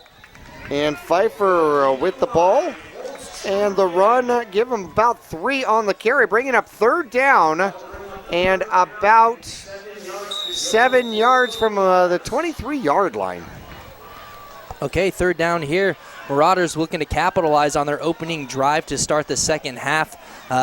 Again, that's what that nice kick into the end zone does for you. Greenway, second time tonight, putting the ball into the end zone, and the Marauders having a lot of field to work with in here, a third and long. 3rd and 7 to be exact. Upham under center. Hands it off. No, he'll keep it. He'll go to the left and wind his way through. A good spot might give him a first down here. Looks like the man on the far side is already going to move the chains. Give him 8 on the carry. Upham calls his own number. He's got over 50 yards in this game so far. Well, he kept the ball instead of pitching it out there, and I thought he was going to be down well short of the first down, but kept those feet moving and was able to drag himself ahead for the first down. It was a nice run there and a hard run by Jordan Upham. He's over 300 yards on the season so far, isn't he? Yeah. Handoff up the middle, and breaking it away goes Pfeiffer. Pfeiffer's got an angle going to the near sideline. One man to beat, and a great job catching him. And Pfeiffer, who started the carry at about the 31-yard line, there is a flag at the 50. However, he took it down all the way to about the 20-yard line where he was tackled by number 12. But we'll have to see what the penalty is going to be out here. Mingus is lining it up. They've got the ball set. And it's going to be against Greenway. I'm going to say that they're going to decline that. I think that would be the smart thing to do there. It could be. Could be. So the ball is going to be, they're going to add it on to the end of the run. How about this? I'll tell you what, number 12 right there for Greenway, Alejandro Avila right there. Nice job to save a touchdown there for the Marauders, taking the angle and pulling down Pfeiffer. 40 yards on the run. Give them about another 8. Well, 7. It looked like a 15-yard penalty, half the distance. Give him another 8 on the penalty. And Mingus with the ball at the 12-yard line. And Upham's going to keep it himself. Try the right side. Doesn't work that time. There you go. Number 21 for Greenway again, getting back in there. Brandon Greenway. So 21 on both sides of the defenses, working and making the quarterbacks work tonight. Greenway, we've called his name a couple times for tackles for loss. Something we didn't have last week was a 100-yard rusher for the Mingus Marauders. Pfeiffer. Clark was close. He had 96 yards. Pfeiffer now with that run going over 108 yards for the Mingus Marauders. Ball at about the 13-yard line. Second down for the Mingus Marauders. Up the middle it goes. This one is, he drives, Ruiz continues to drive his legs forward and picks up maybe another yard. In fact, he had barely gotten back to the line of scrimmage, so he earned himself a wrestling yard, if you will, by getting that pile to go forward on his own. 3rd and 10 from the 12-yard line. Are the Marauders already in field goal position. You know, I think they are, but with 3rd and 10, last time they were down here threatening and knocking on the door, they weren't able to get in, and they had to settle for a field goal. They would love to open up this half with a touchdown. Your wings are Clark and Accurso. Accurso comes near. Ruiz with the ball. A misdirection going to Clark. Clark's going to drive forward and pick up, give him a good solid 4. Oh, Kyle, I was here momentarily, but the hole closed up. Yeah, no, it really did. I mean, from the angle we're at, we kind of had a little perspective from the running back looking downfield here, and the Demons just really closing that gap. Clark, his eyes probably, he got the ball, he saw it, thinking, okay, I'm in. Hits the hole, and it just closes up by Greenway. So 4th and 7. And the ball is up, and it looks like Myers looks good. And it is the 2nd field goal of the game for Myers as he kicks the ball. The ball was at the 10-yard line. Give him a 27-yard field goal for the young man from Mingus Union High School. Mingus extends the lead 20-7, 8:10 left to go, 3rd quarter. We'll be back to Greenway High School after this.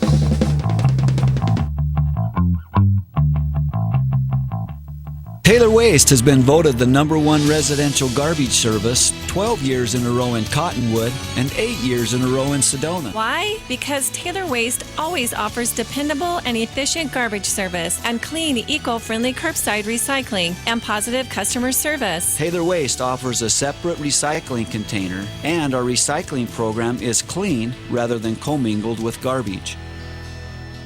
To start service, call your locally owned Taylor Waste, dedicated to providing service tailored to your needs.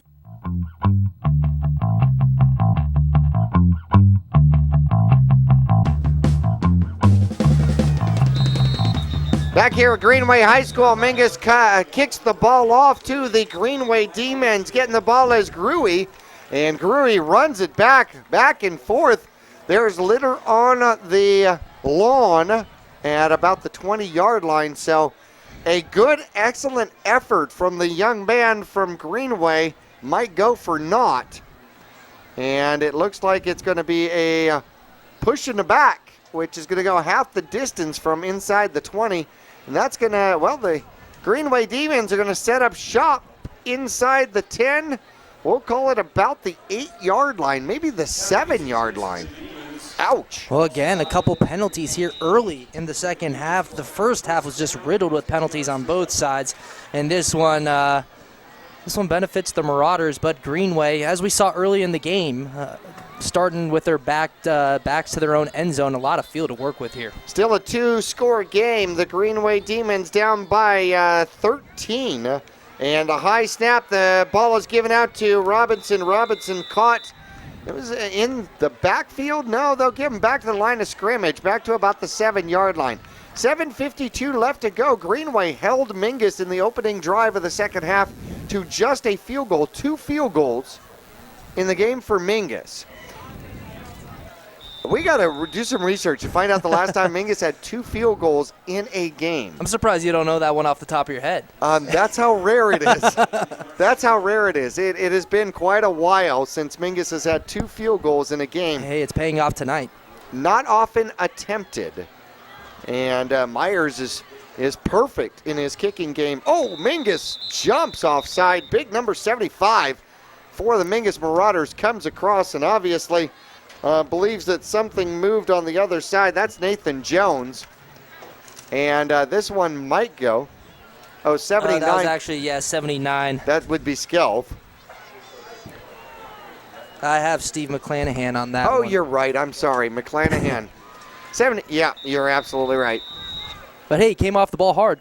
That he did. That he did. It'll go 5 yards for encroachment, and he definitely made contact. There's no doubt about that. Can't say he didn't make contact or could have gotten back. 6 penalties for the Marauders. 55 yards so far is what I got. And here come the Demons. High snap. They're going to give it off to Robinson. He's got a seam and is able to pick up the first down across the 20-yard line and give him a good solid carry of about 8 yards. A big hit there by Trevor Galloway. Just knocking him down, but a nice carry by Robinson picking up the first down. He's got 7 carries now for 41 yards, just under 6 yards a carry for the young man. Great seam out here. Good job as Mingus got caught in a blitz. And he needed one more block to catch, get some more green down there. I'm sorry, that wasn't Galloway on the tackle. It looked like he just kind of hit him and was standing him over, but it wasn't Galloway. High snap. Foster gets the pass, quick pass out to the near side. Close to a first down. That could be near the 30-yard line. They're going to mark it just inside the 30-yard line. Greenway will have the ball at their own 29. We'll call it 2nd and 2. That's the first passing attempt for Greenway here in the second half. Just a very quick out. And Foster now with his 4th catch of the game. Well, the young man's got 37 yards on 4 catches. That's more than what he had. Oh, here we go. The snap over the quarterback's head, and he goes down to a knee to pick it up, and Gibbs tried to pick it up and move it, but got down to a knee. That's how this game started. And the high snap actually started this game with Greenway backed up at their own 4-yard line. So a drive killer. Ouch. As it will now be 2nd down and a good 21. It's going to be 3rd down. Pardon me, 3rd down and a good 21. Ouch. Man, that just kills a drive. Yeah, it really does. And they were moving the ball pretty well here so far on this drive, and then that one kind of hurts here. But 3rd down, we'll see if they can pick up a big chunk of yardage. Gibbs takes the ball. He's looking to throw. He'll throw downfield. He has a man open. Overthrown ever so slightly. And I may have been tipped by the intended receiver. Upham had a shot at it. Ball was thrown to number 14. Yeah, Upham in and out of the hands. But like you said, I think it was tipped there. So we've seen a couple shots downfield. I believe that was the 2nd passing attempt this drive by Greenway. But we saw a few in the first half. A couple completions, but no dice right there. And Upham almost came up with that interception. Nothing worse than having the ball bounce in and out of your hands. Well, they're going to punt this one from the end zone. As Gurley's going to punt this one out of the end zone. There's the snap. Good punt. Mingus comes after it. Almost gets to it. High punt. And a fair catch called behind the pole. And Tristan Clark gets the fair catch and catches it clean. Whew. About 41-yard line. So Mingus will start this next drive on the Demons side of the field at the Demons Greenway's 41-yard line. Once again, starting out in great field position for Mingus. But the last 2 drives, they put together nice drives getting down the field and looked like they were going to be able to score, which they do, but they'll only come up with 3 points. So 6 points total the last 2 drives. They'll be looking to get a touchdown here as we're just under 5 minutes left in the 3rd quarter here, 20-7, Mingus on top. Mingus, 2 receiver to the right-hand side. And Tyler Kelly gets the ball, looking to run the ball, possibly throw the ball. He throws the ball downfield. It's intercepted. Number 4 with the interception, and he'll bring it back into about the 30-yard line. Jared Kenyon right there on the interception. If we look at the replay here, it looks like Kelly running out to his right-hand side. It looks like he got kind of grabbed by the shoulder and started to be pulled down while he was throwing that ball. And Kenyon just comes up with that interception underthrown there. But a little trick play by Mingus. Trying to get it all at once. And good coverage. I mean, that's what happens when you stay home, even when you've got the intended sweep around the corner. And Kelly had it. He actually had it. The receiver was deeper. He just needed to get more air on it, and I think somebody hanging onto the jersey just kind of slowed it down. Robertson coming to the near side, spun around. He gets out of it, jukes his way for 1, and then somehow picks up yardage where there was none. Number 4, Cole Phelps, who just missed the sack. You see here flying through the middle of the line, kind of spins Robinson around, but is not able to bring him down. Okay, by the way, Gibbs. We're going to have to keep that film because that might be the only tackle I've seen Phelps actually miss. You know, I mean, he is one of the most sure-headed tacklers that Mingus has got from that middle linebacker position. So Robinson ends up losing about a half a yard off of that and motion all over the place. Flags come out, as they should. We'll see who got the jumpies. Seems like everybody got the jumpies tonight. I mean, man, flags all over the place. I don't know if we've had more than 4 plays in a row without a flag. Well, yeah, that could be. And we'll wait and see. It's going to be encroachment against Mingus. So that'll make it a shorter second down attempt, and we'll make it 2nd and 6 as they'll move the ball just past the 30-yard line, their own 31-yard line. Greenway with the ball. Down 13, 3:55. Mingus on top. Here, third quarter action. Gibbs in the backfield. And he'll take it, he'll throw it. And reception made on the far side of the field. Short gain, maybe about 2. Yeah, I believe that was Upham on the tackle there. And yeah, again, a short gain there. We're going to bring up third down. So this is a big third down for Greenway right here as we approach 3 minutes, 3:25 left in this second quarter. But the Demons really want to pick up this one and kind of put themselves near midfield. As right now they're still on their side of the 50-yard line, but a manageable third down right here. Third, and we'll call it 5. Kenyon on the reception, his first reception of the game. Gibbs coming to the near side. He's going to keep it this time and run it. We saw that earlier where he did the pitch play, but he's going to keep it, and that one is awfully close. Kyle, you got a call on that one? Is that a first down? I believe it was a first. It's going to be close now that I look at the replay. But yeah, they're going to give him a first down on that. Mingus a little taste of their own medicine with the option off to the right side there. But see, it works. It works, yeah. And hey, it also really helps as the defenses who have played the Marauders on. They know what it's like to have a quarterback who can kind of beat you on the ground as well as in the air. And Gibbs right now picking up that big first down with his feet. Yep. And it looks like Kelly had gotten a shoelace on this tight formation. Number 30 with the carry. Coming to the near side. A pretty good push and an extra push. Late whistle. Good job by the offensive line moving that pile. They're going to stop it at about 6 yards. Number 30 on the carry. That is his first, and that's C.J. Dutton. That bunched formation, we saw that in a fourth down attempt, and Mingus didn't like it and actually called timeout. Yeah, it looks like Mingus was a little confused when they came out in that formation at first, and now we see it again. Well, Dutton just moved, and yep, there come the flags. They're going to try it again, and they go the opposite way, and running the ball is a new back. That's Greenway. Greenway gets the carry. He's going to lose 2 on it, but there was motion. Everybody was set, and then we moved. And that one should go back against Greenway, the Demons.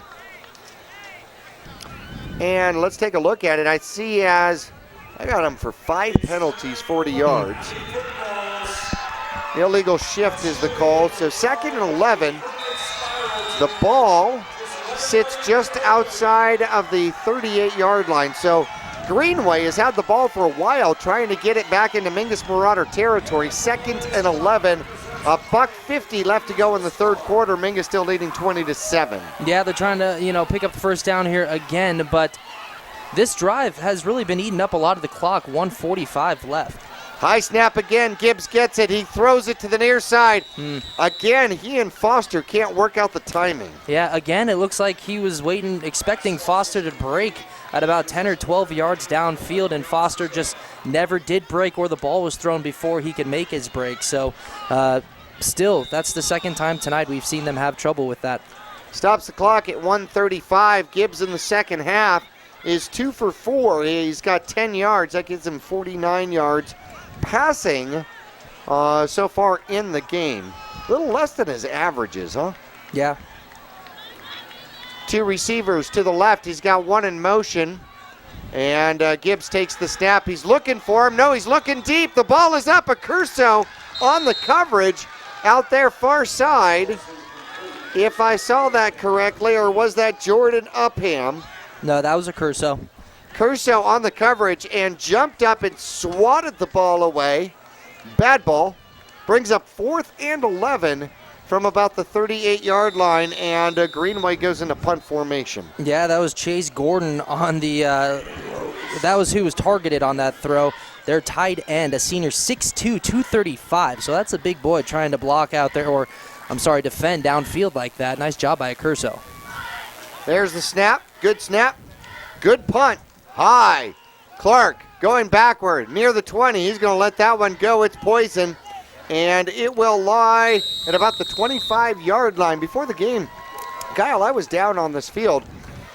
This field looks fantastic. There's a good solid 4 inches of grass. This is a high cut. This is a high cut. If you drag your cleats,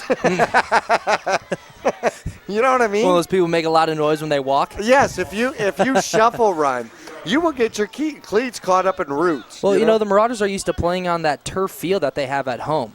Yes. So, that might have effect on some players, but I always liked playing on the natural grass. It just felt better. It felt a little bit better when you fall. You don't get the rubber beads in your face. And and they don't come out of your uniform. And I know. Mingus with the ball up the middle goes to Pfeiffer. Pfeiffer somehow gets out of the first tackle. He'll scamper forward for about 13 yards. He was tackled. In fact, he was running one-legged. Yeah, again, another just hard-nosed run by Alec Pfeiffer. Again, up the middle. I mean, he makes contact with the first group of defenders, kind of gets stumbled up a little bit, makes contact with another one, and I think the second contact actually kind of put him back upright and thrusted him forward for another pickup and a first down. Thrusted forward for a first down. Mingus with the ball at about the 36-yard line, driving again, 2 receivers to the left. They're in a spread formation, and the first back through is going to drive forward. And, a little extracurricular activity. 2 bulls in the china shop out there. And nonetheless, Ruiz from the backfield is going to pick up a good 3 yards off of that. Mingus ran out of the spread formation. Yeah, that was a nice little pickup by Ruiz. It was really defended well, that play by Greenway on defense. I mean, you had Upham who ended up giving it to Ruiz, but if he would have kept it, he had Malik Scott right there to just blow him up, but Ruiz, a nice little pickup. Upham can look at the clock. He's got less than 18 seconds in the third quarter. He'll hand it off and up the middle. And then bent over backward. I don't like that. I don't like that at all. And Pfeiffer got bent over backward, and he is going to head off to the sideline as the third quarter comes to an end. Hopefully that young man is going to be able to walk that one off. The body doesn't bend that way. Here at the end of the third quarter, Mingus still leading 20-7 over the Greenway Demons. Want to thank Cottonwood Parks and Recreation Center for sponsoring our scoreboard. We'll be back after this. Digitel, a Verizon premium wireless retailer. Come in today and get on America's largest, most reliable wireless network. Get unlimited nationwide talk and text and devices from all the hottest manufacturers. Find Digitel, your local Verizon premium wireless retailer, in the Flagstaff Mall, in Cottonwood at 960 South Main Street, in Payson at 401 North Beeline Highway, Prescott Valley at Glassford Hill Marketplace, and in Prescott with locations in the Prescott Gateway Mall, and the shops at Prescott Gateway.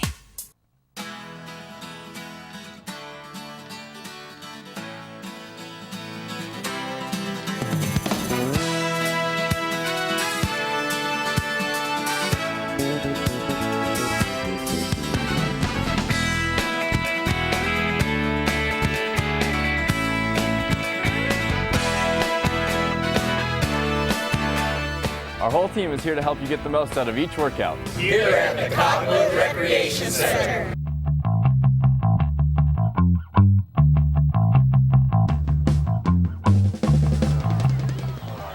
Back here at Mingus Union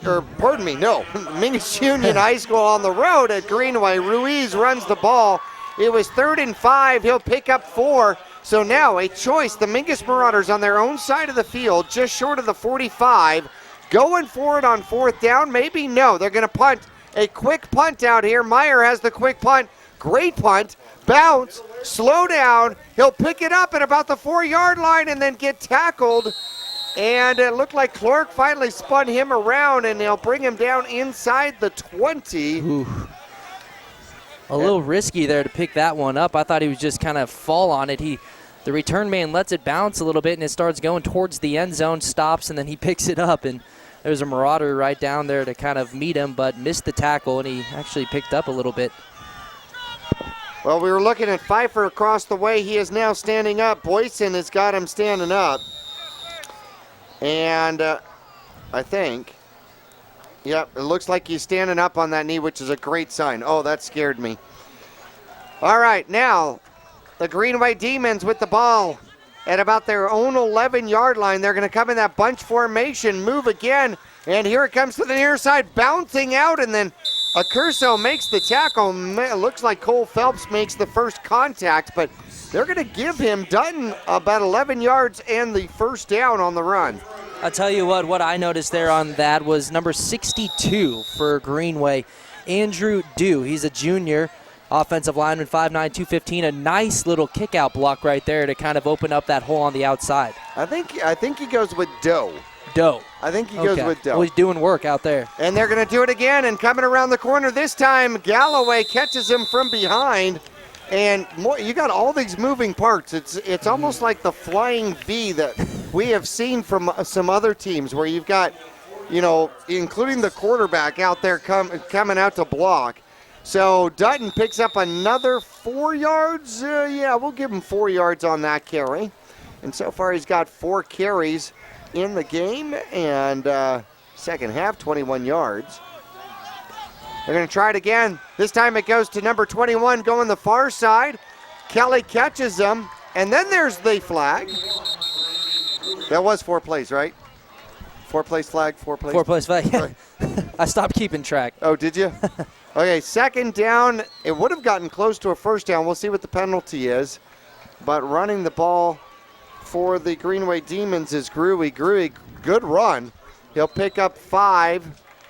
And they're going to tack on 15 with a personal foul face mask. Real quick, a little high school update for you guys. Northern Arizona, NAZHS football on Twitter, at NAZHS football. You can follow all the Northern Arizona high school football teams. Bradshaw taking on North Canyon Rattlers. Bradshaw is ahead 14-7 right now. They're in the third quarter. Also had an update. Chino, their homecoming, leading Sedona by a score of 20-8. 7th penalty on Mingus. Cornerback goes back to throw the ball, and holy cow, threw it right into a Mingus Marauder who couldn't wrap his arms around it. Throwing the ball from the backfield was Kenyon, and I'm not sure where he was throwing that, but that did not work well for the Greenway Demons. 10:08 left to go, fourth quarter action. Mingus leading 20-7 on the road. Again, Pete Kelly in the backfield, bringing down the guy with the ball deep in the backfield. And then Tyler Kelly, his brother, was also back there. And he actually, I saw a little shove there at the end. Looks like they were exchanging some words. But personal foul, hands to the head against Greenway. And that's going to be a 10-yard penalty against the Demons. Wow, ball's going to go back to the 35-yard line, and we'll pick up. I thought that was a pass play that didn't go anywhere, so I think it should be second down, shouldn't it? 2nd and 22. It still says 1st and 22, but okay, we'll go with that. 1st and 22 then for the Greenway squad. From their own 35-yard line. Mingus leading 20-7, fourth quarter, now under 10 minutes left to go. Gibbs takes the snap, steps back, throws, fires across, finds an open man. Good pick play out there, and getting out of bounds almost to the first down is Gurley. Gibbs showing a lot of poise in the pocket, drops back, steps up into the pocket with 2 Marauders coming off of the end. Keeps his cool and ends up dumping it off to Gurley for another pickup and a first down. I think the defense got in each other's way as the crossing pattern opened Gurley wide open on the far side. He had an opportunity to get that first down, but he wanders out of bounds, doesn't stop the clock. And 2nd and 3. Now they go to that bunch formation. Mingus tightens it up, coming the opposite direction and skirting through for the first down. I don't know where he found a hole as Kenyon. He was the quarterback out of that, and they'll pick up about 6 yards and the first down.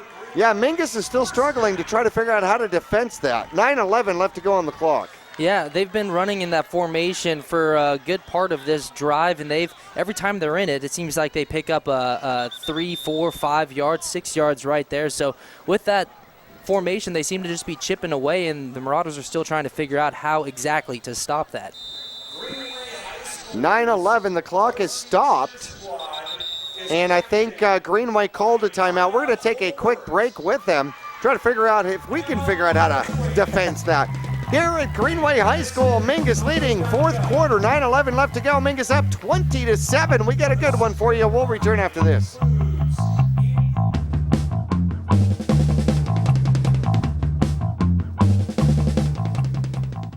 People often refer to Larry Green Chevrolet as the people place. Keeping that reputation is a priority in the community and with every customer that comes through the door. If you're on the market for a new or pre-owned car, truck, van, or SUV, you'll find their selection extensive and their sales team professional and courteous. You can also count on excellent after-sales service. Visit Larry Green Chevrolet on Highway 260 next to Walmart in Cottonwood.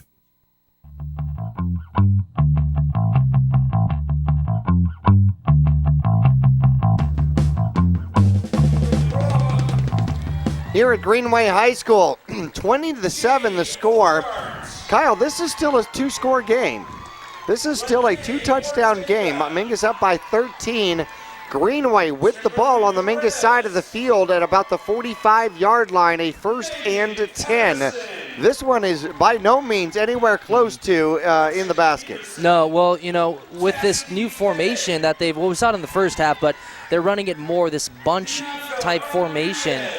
Greenway is just chipping away, and it's eating up a lot of time as well, so that kind of concerns you a little bit. But, no, by no means is this game over or close to over, and especially with the penalties. We've seen 4th downs result in a penalty, kind of leading to a first down and then a touchdown. So, we're still about 5 minutes left here in the fourth. So 9:11 actually left in the fourth. Sorry. Hey, we want to thank John Gray's Propane Common, folks, giving uncommon service, one of our sponsors for Mingus Marauder football. And Graham's Integrity Auto, where integrity comes standard equipment. Umpire taking his time, getting the ball down. And now check this out, Kyle. He's bringing everybody in, both squads, to chat with them. And you got to wonder what this is about. Yeah, the last couple of plays, I saw a little talking back and forth from both sides, really, and seemed to be getting a little bit more aggressive. Maybe that's what he's talking about. I could be completely wrong, but bringing them both in like that, we'll see. No, I think it was it's Taco Supremes. After the game, I want the Taco Supreme. Not that little cheese. Give me the whole cheese, Yeah, I think that's what he was. What do you think? Hey, you don't know, right? You never know. You don't know. Kind of like the Diamondbacks games. You both have scored more than 6. You owe me tacos. Could be. I don't know, right? Hey, that's the best. 6 runs, get tacos. Everyone's happy. You're probably right. But I have seen some more talking going on recently. Yep, and you're probably right. They're trying to take maybe a little bit more control of this game. We've seen an unusual amount of personal fouls throughout the game. Intentional, unintentional, in the play, after the play, kind of a thing. So, maybe just remember, we're going to keep this thing calm. Yeah. Well, real quick, another event coming up for Mingus Union High School for their homecoming. Mingus is inviting all the alumni to come up and just catch up on the old times. Friday, September 25th from 5:30 to 7 p.m. in the Mingus Cafeteria. The alumni can kind of show up, show their support, remember the old times, and bring back the bonfires also. We talked about that coming up earlier in the pregame. That's coming up for homecoming as well. That's later this week, Thursday, September 24th from 6 to 9 p.m. So a couple events again that in the cafeteria on the 25th, this upcoming Friday, a week from today, joining alumni at the cafeteria from 5:30 to 7 p.m. And then on Thursday, the 24th, from 6 to 9 at the Verde Valley Fairgrounds is the bonfire coming back. When you meet in the cafeteria, I hope they have meatloaf. All right, looks like Greenway is going to get the ball back. Now, instead of being in the bunch formation, now they changed out personnel, Kyle, and they've gone to a spread. 3 receivers on the right, 1 to the near side. Gibbs in the backfield. Of course, he's got Robinson to his flank to his right. There's the snap. He's looking to throw downfield. He goes up top. He's got a man, and they're going to throw the flag for pass interference contact. Accurso and Foster rubbed jerseys out there prior to the ball coming down. And in high school football, that is a 15-yard penalty instead of the placement of the ball where the foul took place. Yeah, it looked like both players were going up for the ball as Gibbs was looking downfield to Foster. And both players just tried getting to that high point first, and it looked like Accurso just kind of bumped into the receiver there. And, yeah, in high school football, they're going to call that. That one hurts. That one does. 5 ticks off the clock, 15 yards forward for the Greenway Demons. And that's going to put the ball at the Mingus Marauder 25-yard line. So the Demons driving. Gibbs in the backfield. He'll take the snap. He's rolling to the right. He's got Kelly coming back at him. He throws that one away. Now, he got called earlier for intentional grounding. I believe he was well outside the tackles on that one. When he got called for intentional grounding, that was Pete Kelly again, putting the pressure on him, and he came off the left edge pretty much untouched and was just chasing Gibbs, who was able to get outside of the pocket just enough to be able to throw it out of bounds without drawing the flag. Gibbs is probably already understands and recognized the breathing pattern of Kelly. Bunch formation once again, and the ball is handed off quickly. A great lane, a good gain, and a tedious run. And looks like Cole Phepps loses his helmet. He's going to go off the field for a play, and another first down with C.J. Dutton as he runs and scampers that ball. Just a strange little angle off from a wingback position. Almost kind of a cutback, and give him 12 on the carry. That's going to put the ball inside the 14-yard line for the Mingus Marauders. Bunch formation once again, and here they go. Same play. This one gets cut down and then caught, and they're going to say that he put his hand down. Maybe, I don't know. They're marking the ball back closer to the original line of scrimmage. Maybe give him a yard. We'll see. The knee went down right there. That was a good call. I'll tell you what, Dutton right there running hard. They go to him twice, and he's been their guy. Their running back of choice here with this bunch formation. He's only 5'8", 180 pounds, but that short stockiness is really proving to be successful here. And again, Mingus just trying to figure out how to defend it. And Mingus might take a timeout to figure out how to do, and that's exactly what they're going to do. I think that's a wise choice by coordinator Neil Dixon, also sponsor from Reese's Tire and Automotive Tire Pros. We'll return to Greenway High School after this.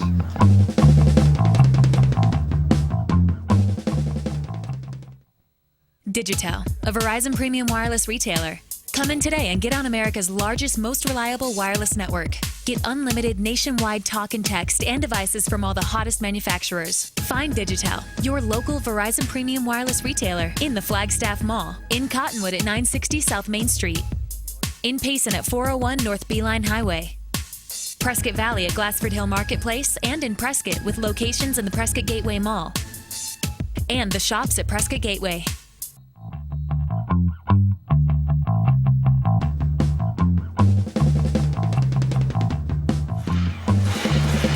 Back here at Greenway High School, the Demons driving. Ball at the 14-yard line, 2nd and 9. Mingus 14-yard line. Currently Mingus leading 20-7. We'll get you all caught up here. Fourth quarter, 8:09. Bunch formation once again. Dutton on the far side. He's going to follow 62 this time and scamper through. And that one's going to be close to a first down, but not a first down.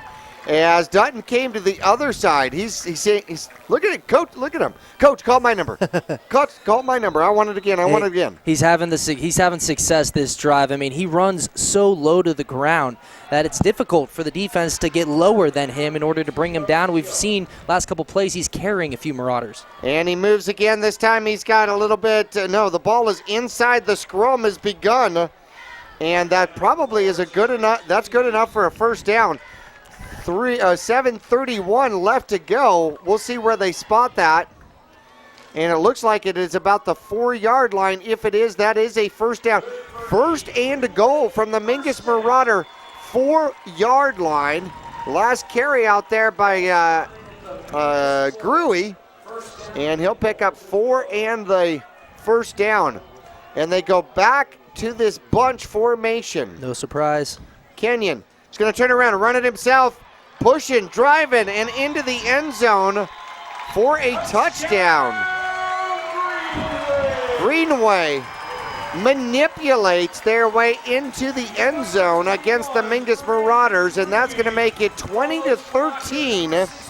And they're going to line up to go for the traditional extra point since they were down by 13. That'll make it a one-score game.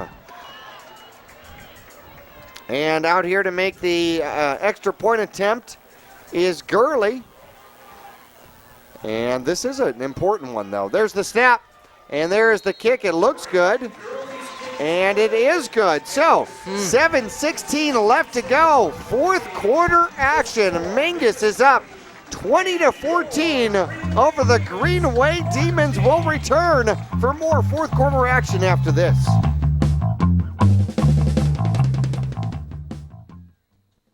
America's most innovative off-road vehicles are all on sale during the Polaris Factory Authorized Clearance. Get our biggest rebate ever on Razor XP 1000. Save $1,000 on remaining 2015s while they last. Get our lowest price ever on Ace 4x4. This all-new off-road experience is just $64.99 after rebate. Get the year's best deals during the Polaris Factory Authorized Clearance. Visit Cottonwood Motorsports at Route 260 and Western Drive.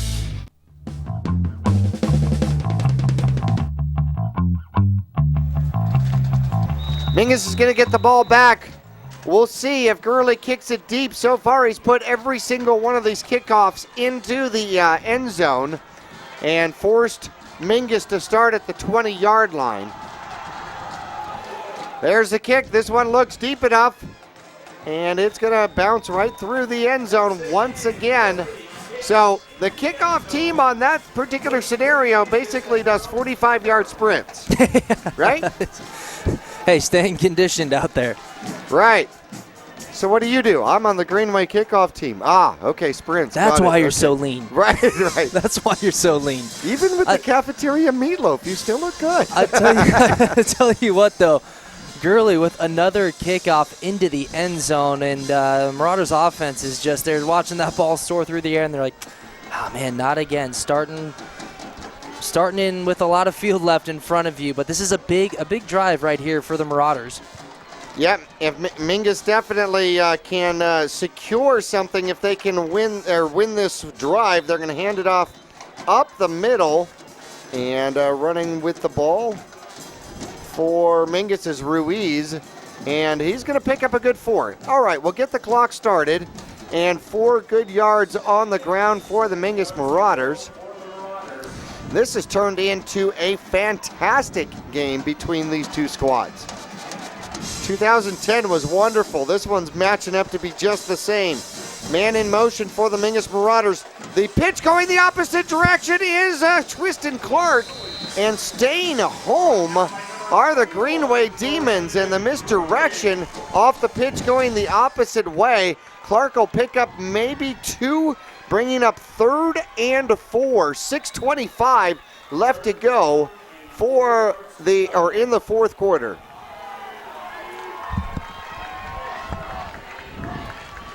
Mingus in no real hurry to get this one off. And Upham gets back up over center, sends his man into motion, and first back through. Getting a first down and so much more is Ruiz. That was a huge first down for the Mingus Marauders, and he'll pick up about 12 yards on the carry. Yeah, hard run there by Ruiz, taking a couple demons with him and picking up the first down near midfield, approaching there. Real quick, an update from Bradshaw and North Canyon. Bradshaw now up 21-7. They're in the fourth quarter over there. Bradshaw looking to go 3-1 on the year so far. Mingus, first down. Ball at the 40-yard line, their own 40-yard line. Double wing, one receiver to the near side. And up the middle it goes. The scrum is underway. The first back through will get the ball. And we'll have to see who comes up off the bottom of the pile. I believe that is Ruiz with the ball. Once again, want to look on the far side and see if we can see Pfeiffer. Pfeiffer has got a knee. We may not see him again in this game as he got bent over backward. But he is standing out there. He's actually taken a knee. Mingus will pick up one on it, 2nd and 9. Now 5:01 left to go in the fourth quarter. Mingus Marauders need first downs here pretty badly, and that ball's in my way again. Clark is on the move. Up the middle go the Mingus Marauders, scampering for a first down and more. Ruiz down to the 15, down to the 10, and they're going to mark him down just outside the 10-yard line. Ruiz blowing it up from about 50 yards, and the flag in the backfield. Personal foul chop block against Mingus, and it's coming back. Man, that one hurts. There's that explosiveness of the Marauders offense that we've seen pretty much every game so far. One play, and they can pick up a lot of yardage quickly, but man, that flag really hurts right there. Oh my goodness, that works out to be a 65-yard penalty. It stops the clock with 4:44 and now puts a 2nd and 25 on the back of the Mingus Marauder offensive line.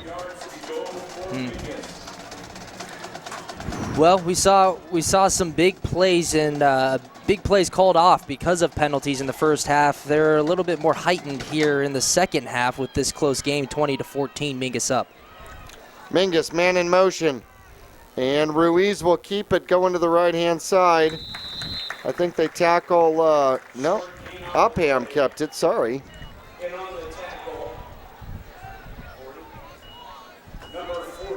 No, Ruiz did have it. And we're going to give him about a 3-yard gain on it. So 3rd and 22. Long ways to go for the Mingus Marauders. Time is a factor, although Greenway still has 2 timeouts here in the second half. 3:53 left to go. Mingus up by 6, 20-14. First back coming around the side. No, Mingus has got a scamper. And it looks like Tristan Clark ever so close to that first down as he gets it on the misdirection, going the opposite way as he gets the ball up close to the 50-yard line at the 48. All right, Kyle, you've got 4th and a long 2. Wait, yep, 4th and a long 2. Are you going to go for it? 3:40 left to go. I don't know why the clock is stopped. Not sure why the clock is stopped. All right, Mingus is going to go for it on 4th down out here. And no, they're going to punt. And a pooch punt is going to put the ball just down at the 1-yard line. And no, just inside the 5, we'll call it about the 6-yard line. Great coverage, so Mingus, with 3:30 left to go, actually chooses to punt the ball, and they trap the Demons deep. So Mingus looking to win this game, potentially with their defense on the field. Yeah, you know, and I think one of the reasons why they decided to go ahead and punt the ball there is because the drive before for Greenway, they ate up a bunch of clock in that bunch formation, chipping away 4 yards here, 5 yards there, 6, 7 yards every now and then. I think that really affected the decision on why they decided to punt the ball there near midfield. Mingus, 312 yards on the ground so far this game. 3.5 minutes left to go. Mingus up by 6, 20-14. Greenway starting with the ball at their own 6-yard line. They'll come out of their regular formation. And Gibbs throws the ball. He's got a man open across the middle of the field. They're going to wrap him up. And he'll get about 14 yards on the play as it goes to Kenyon. And they stop the clock to reset the chains. 3:22 left to go. And a no-huddle offense coming out for the Greenway Demons. Well, the passing game coming alive a little bit here in the second half for the Demons. And that's the fact that they can match that with that bunch offense and pick up some yardage on the ground is huge. Quick pass coming to the near side. Caught immediately as Foster and dropped to the ground. But he's going to pick up 5. The clock continues to roll. 2:56 left to go as they reset the ball out there. Accurso on the tackle. Another nice little pickup from the passing game. Quickly back to the line are the Greenway Demons. Gibbs takes the shotgun. He's going to run this one off to the right-hand side and then pitch it very late. Holy cow, it almost looked like that ball had got knocked out, but it was a pitch. And he will pick up the first down as Robinson on that run. Let's look at the replay here. It looked like Gibbs was wrapped up, but before he pitched it, he was. Looked like tipped. Oh my gosh, and that was tipped by number 6. All right, long pass play attempted. They're going to throw it to the near side. The cut unable to match up once again with Foster, and that'll stop the clock. 2:23 left to go. 2nd down and 10. The ball at the 30-yard line of the Greenway Demons. Marauders defense getting a little break here now as we had about 4 plays in a row where the Demons just kept the ball rolling. A couple of nice pickups in the air, a few that nice pitch by Gibbs, and that kept the clock rolling. And the Marauders defense from huddling. We'll see how they can respond here on 2nd down. 3 receivers in the backfield. Gibbs looking to throw. He's got a man open and straight down. Gurley caught it. He went up to the top, the pinnacle of his jump to catch that one. Give him 11 yards on it, and that'll be a first down past the 42-yard line. And, man, the Demons are up to the line quickly. Well, you see Gibbs there looking at the replay, faked it in the flats, and then threw it across the middle. And Gibbs is running to the right-hand side. He'll keep it at this time, and he'll pick up about 5 yards. 2:06 left to go, 2:05 left to go. I think the Demons still have 2 more timeouts to use, so they've got plenty of time to try to make this work. Man in the backfield, and out comes a flag as an illegal procedure. So that'll back him up 5. Anthony Foster jumped on the outside there in the wide receiver position. And that is the 6th penalty against the Demons. So that will bring the ball back to the 42-yard line. So the Demons with the ball. Clock is rolling. 1:44 left to go. Gibbs out of the shotgun. Near side. He's got a receiver. Makes one man miss. Accurso doesn't miss. Swarming defense, and it'll be about 4 yards out there. Kenyon with the reception. And I believe, yes, I believe Greenway has called a timeout with 1:29 left to go. Doesn't get any more exciting than this. We'll return to Greenway High School after this. The Suzy Q Market is the most convenient stop for road trips, with 1,500 beverage selections and plenty of snacks. And save on Texaco fuel with your Safeway Rewards card. The Suzy Q drive-thru window is the most convenient way to pick up those essentials on the way home. Road trips start here. With something for everyone. At the Suzy Q Market. Remember, please shop local first. Go Marauders!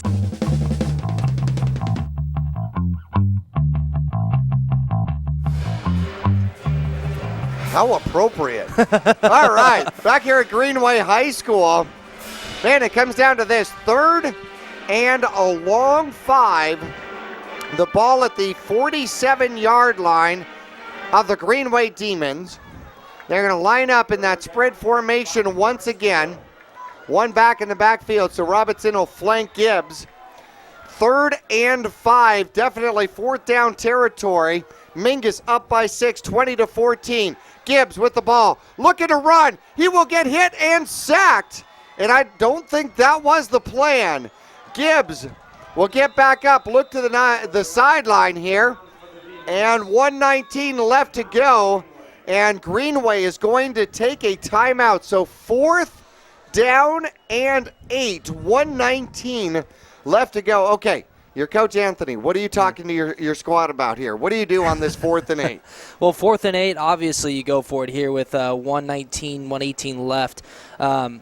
But, you know, they've been moving the ball so far this drive, and especially the drive beforehand. So I think you stick with what you've been doing and just try not to do something that's outside of your reach. I mean, stick with what you know. They probably have a play in the playbook or a few plays in the playbook that they go to in a situation like this, do or die.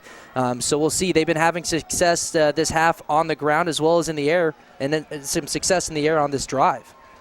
Coaching staff for the Mingus Marauders sends the defense out. Upham will be the safety. And it looks like they will have Kelly on the near side next to Galloway. Pointing in the backfield is the line for the Greenway Demons. Gibbs takes the snap, looking for somewhere to go. Throws the screen up underneath to Kenyon. I'm not sure he would have had it. The young man had it in his hands and dropped it. And Gibbs walking off the field. Mingus will take over on downs on the Greenway side of the field at the 44-yard line. So 1:14 left to go, and Mingus can pretty much run out the clock. Now, the ball was thrown a middle screen. Mm-hmm. Kenyon had the ball. Galloway was right there. He was right there, yeah. So if that would have been a completed pass, Galloway was there to kind of clean it up. But again, Pete Kelly putting a lot of pressure on Gibbs in the backfield. Obviously, his screen and up the middle, so pressure, that's going to happen. But Gibbs, you see number 21 in Pete Kelly, and you're like, oh, here we go again. All night it's been happening. So Mingus will go into a bunch formation here. No, they're going to go into a wing formation. And they're going to have to run some plays, and Upham's going to keep it himself, not going to risk a handoff, and he's going to pick it up for 1. And 1:06 left on the clock, and we have a flag. Has it been 4 plays already? I think they've had a pretty good streak going. Yes, they have. But hey, we started the game with a bunch of flags. Might as well end it with a couple. No, it has been an active game. But no, I really like the fact that the referee group got both teams together. Said, okay, let everybody bring the level down a notch here. Well, you know, at that point, it wasn't just one team or the other that was kind of jawing off a little bit to the other one, if that's what they were talking about. But we did see a little more aggressive play here by both sides. But if you see that on the offense and defense, Marauders, Demons, you know, why not bring them together and just say, you know, this is high school football. We're here to have fun, okay? You guys are just hurting your teams if you guys keep jawing off and drawing flags. Okay, 5 yards, the penalty against the Demons. Now the Mingus Marauders line up in a kneel situation. Upham's going to look back. He's got 17-16 on the play clock. He's going to go ahead and wait. Under a minute left to go. Upham looks back again, checks his time, says, what did I say? Oh, yeah, it was on 1. Takes the kneel with 42 seconds left to go. And Mingus will have to do another snap. And they will line up again for another snap. And Upham will turn around and look again. 19 on the play clock, 25 on the regular clock. And it is now 2nd down. And they will give the ball back. Mingus will be able to run this ball out. Run this clock out. What an incredible game. 20-14. This has been exciting. I hope these two high schools play football every year. this is a fantastic matchup, and I absolutely love the way these squads have put it all and left it all on the field. Hey, we have got the Digital post-game report coming up. Oh, boy, it's going to be tough to pick our player of the game. All right, rookie, you get that one. Oh, putting that pressure. Oh, man. What do you think? You know what? There's a few guys that I have right now in my head. I don't know if I'm going to be able to pick here just in a couple minutes during break. But oh, my goodness. I tell you what, there was a lot of drives where you had maybe one guy that got Mingus down to the end zone, and then you had another guy kind of finishing it and getting to 6 points there. So I don't know. But then again, the defense was putting pressure. Pete Kelly back there and causing havoc for Gibbs in the backfield. You had Alec Pfeiffer, who was running hard all game long, and I think because he was running the ball so hard and picking up 4 yards here, 5 yards there, it opened up the lanes for Ruiz, and there's just a lot of guys, and they're having a blast out there. Okay, one of my favorite things all game long is Alec Pfeiffer. Not in a full sprint, but in a half jog down toward the end zone. That's good news. Hey, we got to get into our Digital post-game report. Mingus wins this one 20-14 on the road over the Greenway Demons. We will return to Greenway High School after this.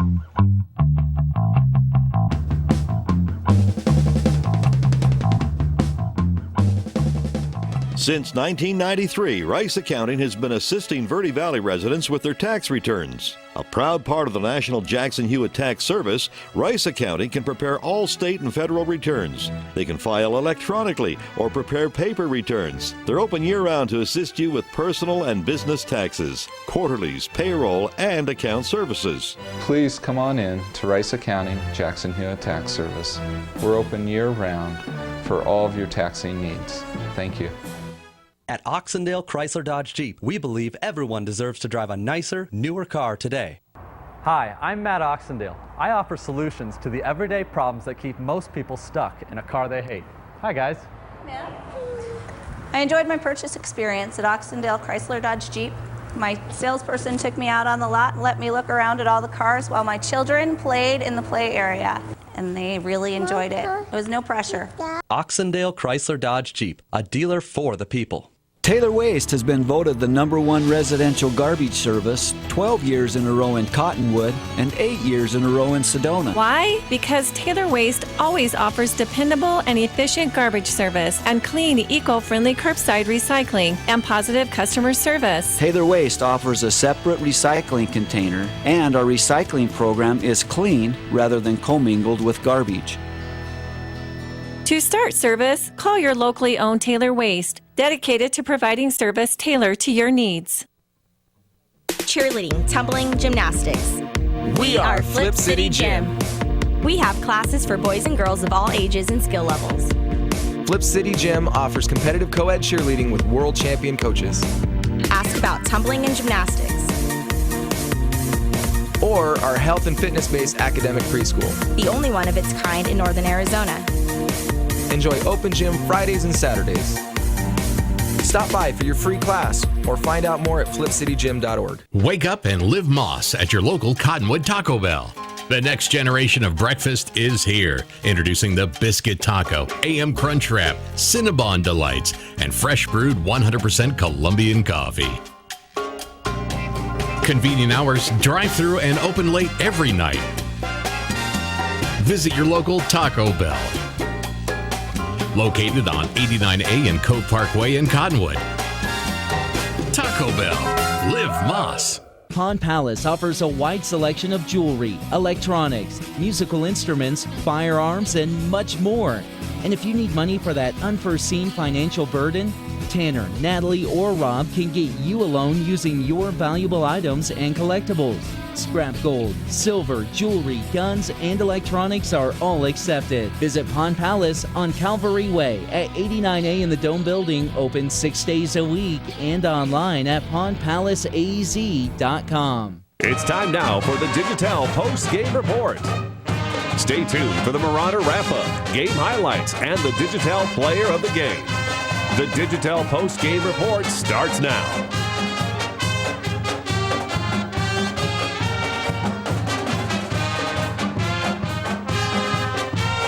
Mingus Marauders victorious on the road, going 3-1 so far this year. A victory over Greenway 20-14, a closely fought battle, closer than some might have thought, but Greenway just absolutely refused to go away in this game. Mingus a couple of times thought they had control of this one, unable to actually get scored touchdowns in the red zone. 2 field goals here today. So a lot of things done very well by the Greenway Demon defense.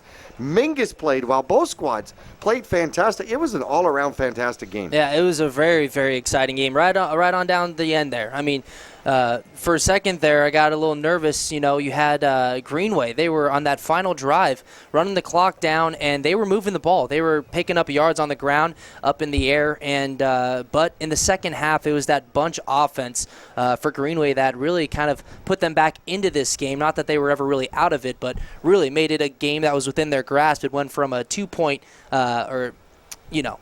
it went from a 2-score game to a 1-score game, and they had some success with that bunch formation going into halftime. They came out and pretty much ran it for the most of the second half, and they had success with it. And at the end there, you saw when they needed to, they were putting the ball up in the air and converting. But, the Mingus Marauders come away with a nice victory here, and it was an exciting one to watch. Bent but did not break was the defense, who played an exceptional game, and it was just an all-around wonderful game. Hey, let's run through the scoring here real quick in the Digital post-game report. And first, Curso gets the first score for the Mingus Marauders, an 8-yard carry. That would be his only carry of the game, but it works out for 6 points. Meyer had the extra point, and Mingus led 7-0. But second quarter action coming back are the Demons. The 12-yard fade to Foster in the corner. Ruiz said, how did that happen? He puts his hands on the hips. Well, what did that? And extra point by Gurley was good. It was tied up 7-7. Then still second quarter action, 3:17 left to go. And what's this? A field goal attempt. Meyer picks up his first field goal of the year. And this one, a 21-yarder. Mingus led 10-7. Big, huge. Could be the difference maker in the entire game. 19 seconds left to go in the first quarter. And that is Ruiz breaking it out. A 38-yard dash up the middle. And the young man puts his team on top by 10. How key was that going into halftime? Oh, no, that was huge. I mean, getting that score, Mingus was on the other side of that scoring before halftime last week, and that really hurt them. But this week, that nice run by Ruiz for the touchdown, that was set up by really hard running by Alec Pfeiffer, who went out with an injury. He was jogging there at the end, so hopefully that's not too bad. But Alec Pfeiffer, I got to give a shout out to him. He ran the ball hard all night and was really kind of tearing some holes into the Demons' defense and opened up a lot for some of his teammates, including that touchdown run by Ruiz. Mingus up by 10 at halftime. However, the Demons just refused to go away. Third quarter action. Mingus actually would get the ball back again, put the ball up with 8:10 left to go. A 27-yard field goal by Meyer, and Mingus made it a 2-score game, 20-7. Like I said, though, fourth quarter action, the Demons would not go again. That is that bunt formation we were talking about here on Verde Valley TV, where you've got like 92 blockers all going the same direction. 7:16 left to go. It ends up a 4-yard run by Kenya. The extra point was good, and it was 20-14. And the lazy moon cool over. Shot right there. Yeah, no kidding, huh? And in real lifetime, it almost looks like it's a quarter harvest moon, and then it fades into the empty stand. I love this. Check out Verde Valley TV. That's Cable 1, Channel 56, and Suddenlink Channel 2. Or you can go to verdevalleytv.com and see all of the games and find out when they're airing and how you can pick them up. And, of course, you can listen to all of the games on your phone now. The app is available at myradioplace.com, powered by Pawn Palace. There we go, Pawn Palace. Final score here at Greenway. Oh boy, it's going to be our drive home. 20-14, the Mingus Marauders on top over the Demons. Great game, everybody. We've got individual stats coming up with the Digital post-game report as it returns right after this.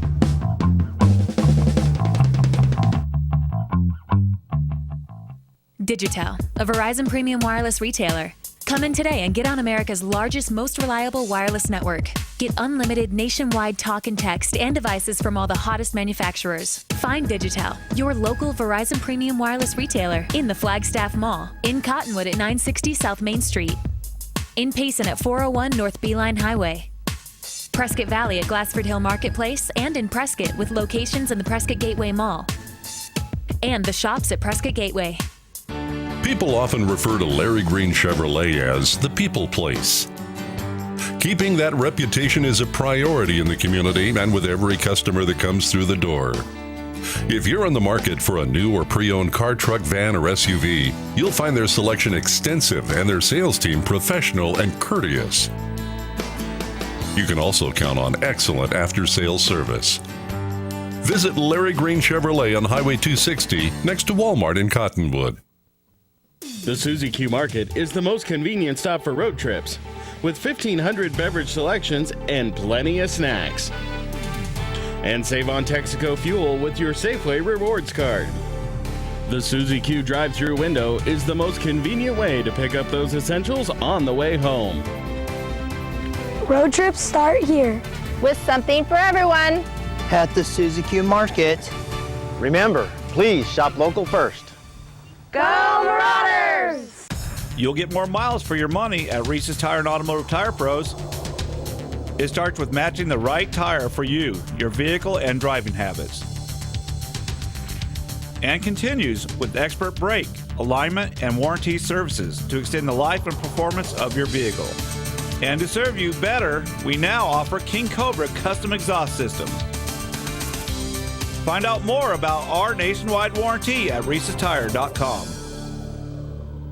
America's most innovative off-road vehicles are all on sale during the Polaris Factory Authorized Clearance. Get our biggest rebate ever on Razor XP 1000. Save $1,000 on remaining 2015s while they last. Get our lowest price ever on Ace 4x4. This all-new off-road experience is just $64.99 after rebate. Get the year's best deals during the Polaris Factory Authorized Clearance. Visit Cottonwood Motorsports at Route 260 and Western Drive.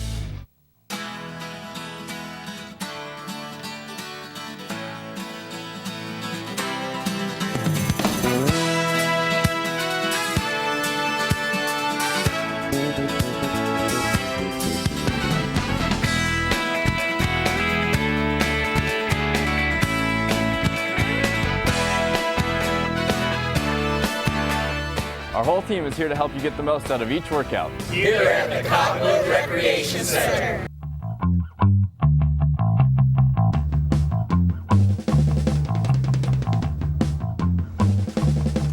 Back here at Greenway High School, while the field is getting cleaned up as they're getting prepared to go on for a weekend and then on to another game. The Mingus Marauders victorious here tonight one more time by a score of 20-14. Hey, do you ever find yourself stranded with a less reliable connection? Well, if your new network isn't working for you, come home to Verizon. How about 12 gigs for $80 a month and $20 a month per smartphone? And you can catch all the details at your Digitel. Any of their locations, the Prescott Mall, Glassford Hill Marketplace, Cottonwood, Payson, or the Flagstaff Mall. And the Digitel postgame report is underway. Hey, let's take a look at the Greenway Demons. This squad so far this year falls to 1-3. They were 2-8 last year, and man, that's just not fair. This squad had an intense game out here. Gibbs, quarterback, first-year quarterback, goes 11 for 20 here tonight, 99 yards, a touchdown, and an interception. Those are decent stats. They really are.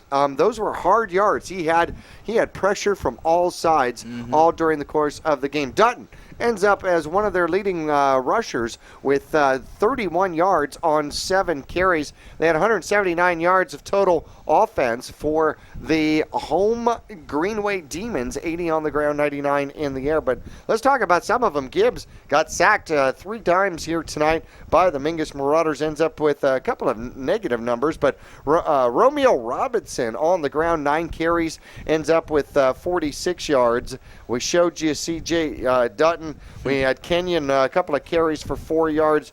Greenway a couple of carries for 9 yards. But receiving-wise, Kenyon ended up with 3 receptions for 20 yards. Greenway 2 for 31. Foster, they kept throwing to Foster. Number 22. I mean, how many had the touchdown reception out here for 12 yards? That was one of them. He had 5 total on the game for 42 yards and played an excellent game, kept getting open.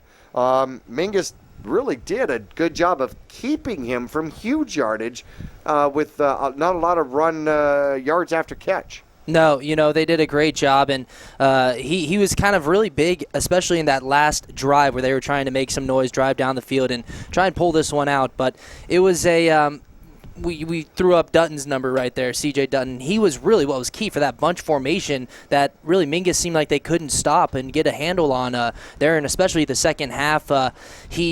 He was just 5'8", I believe, 180, runs like he's 210. He just runs low to the ground, and he's really hard to bring down. But a lot of great things that we saw from the Demons here tonight. Gibbs, we saw the strength in his arm. He had a couple nice passes on the run there, and we also saw him make some plays with his feet. And he was under pressure, as you mentioned, all night by the Kelly brothers. Accurso got in there a few times too. But you got to like what you see from the Greenway Demons tonight, and going forward, this is definitely not a 2-8 team like they were last year. Not that we saw tonight, at least, and they showed a lot of great things.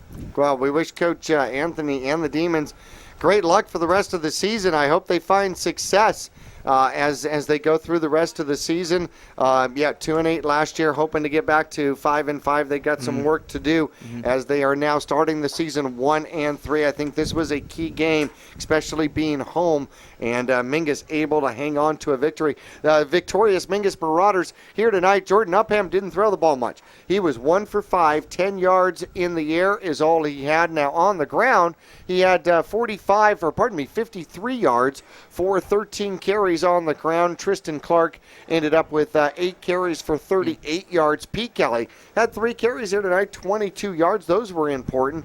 Ruiz ended up being a stickler for the Marauders. 9 carries, 70 yards, 1 touchdown. However, Pfeiffer, we got a 100-yard back. First time he's run for over 100 yards here tonight. 9 carries, 121 yards, averaging 13.4 yards per carry.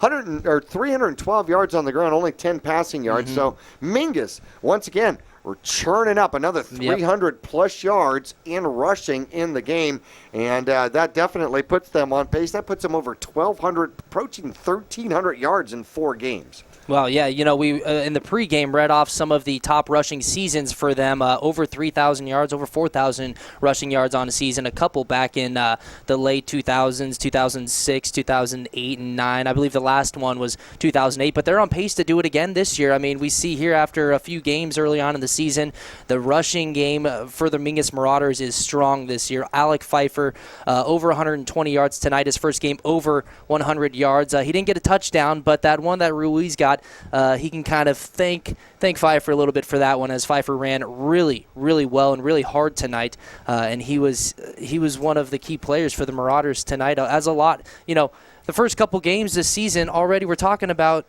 distribution of wealth almost, if you will, here. I mean, everyone's kind of touching the ball, and everyone's putting in their work and giving their 2 cents in order to kind of lead to a win like this. I mean, winning as a team, especially like we did tonight on both sides of the ball, is huge. Well, that brings us to our Digital Player of the Game. And who do you like? I mean, you were talking about Pfeiffer, and I'm wondering if Ruiz will give Pfeiffer like 2 points out of his maybe not. Who do you like for the Player of the Game? I like Ruiz. The fact that he's over 100 yards for the first time tonight, Pfeiffer was. I'm sorry. Ruiz, I like Pfeiffer. Yeah. Ruiz. Well, I like Ruiz as well. I mean, with that one touchdown. A key touchdown. Okay, that was a very big touchdown, so you can make a strong case for Ruiz. But Alec Pfeiffer, I mean, he just was running up the gut all night long, running himself almost to an injury there. Hopefully it's not too serious, but I tell you what, he was running like a beast tonight, and he was really chewing up and picking his way through the Demons' defense. I have to go with Alec Pfeiffer. Pfeiffer the Beast. Kelly the Destroyer last week. Okay, I say we split it. Okay. So let's go Pfeiffer and Ruiz for co-Digital Players of the Game. Mingus moves to 3-1. We'll be home next week. Yeah, we get to come home again as the Moon Valley Rockets come to town. Another team we haven't matched up with in some time. Our final score from Greenway High School out here tonight. Mingus victorious, going 2-3-1 with a 20-14 victory over the Greenway Demons. Have a fantastic night, everybody. We'll talk to you next week from Mingus Union High School. This has been the Mingus Marauder post-game report. Brought to you by Digitel, your premium Verizon wireless retailer in Cottonwood next to Suzy Q Market on Main Street. Or see the Digitel locations in Prescott and Flagstaff. Don't miss the video replay of tonight's Mingus Marauder football game on Verde Valley TV. That's Cable 1 Channel 56 and Suddenlink Channel 2. For times, visit verdevalleytv.com. Digitel, a Verizon premium wireless retailer. Come in today and get on America's largest, most reliable wireless network. Get unlimited nationwide talk and text and devices from all the hottest manufacturers. Find Digitel, your local Verizon premium wireless retailer, in the Flagstaff Mall, in Cottonwood at 960 South Main Street, in Payson at 401 North Beeline Highway, Prescott Valley at Glassford Hill Marketplace, and in Prescott with locations in the Prescott Gateway Mall, and the shops at Prescott Gateway.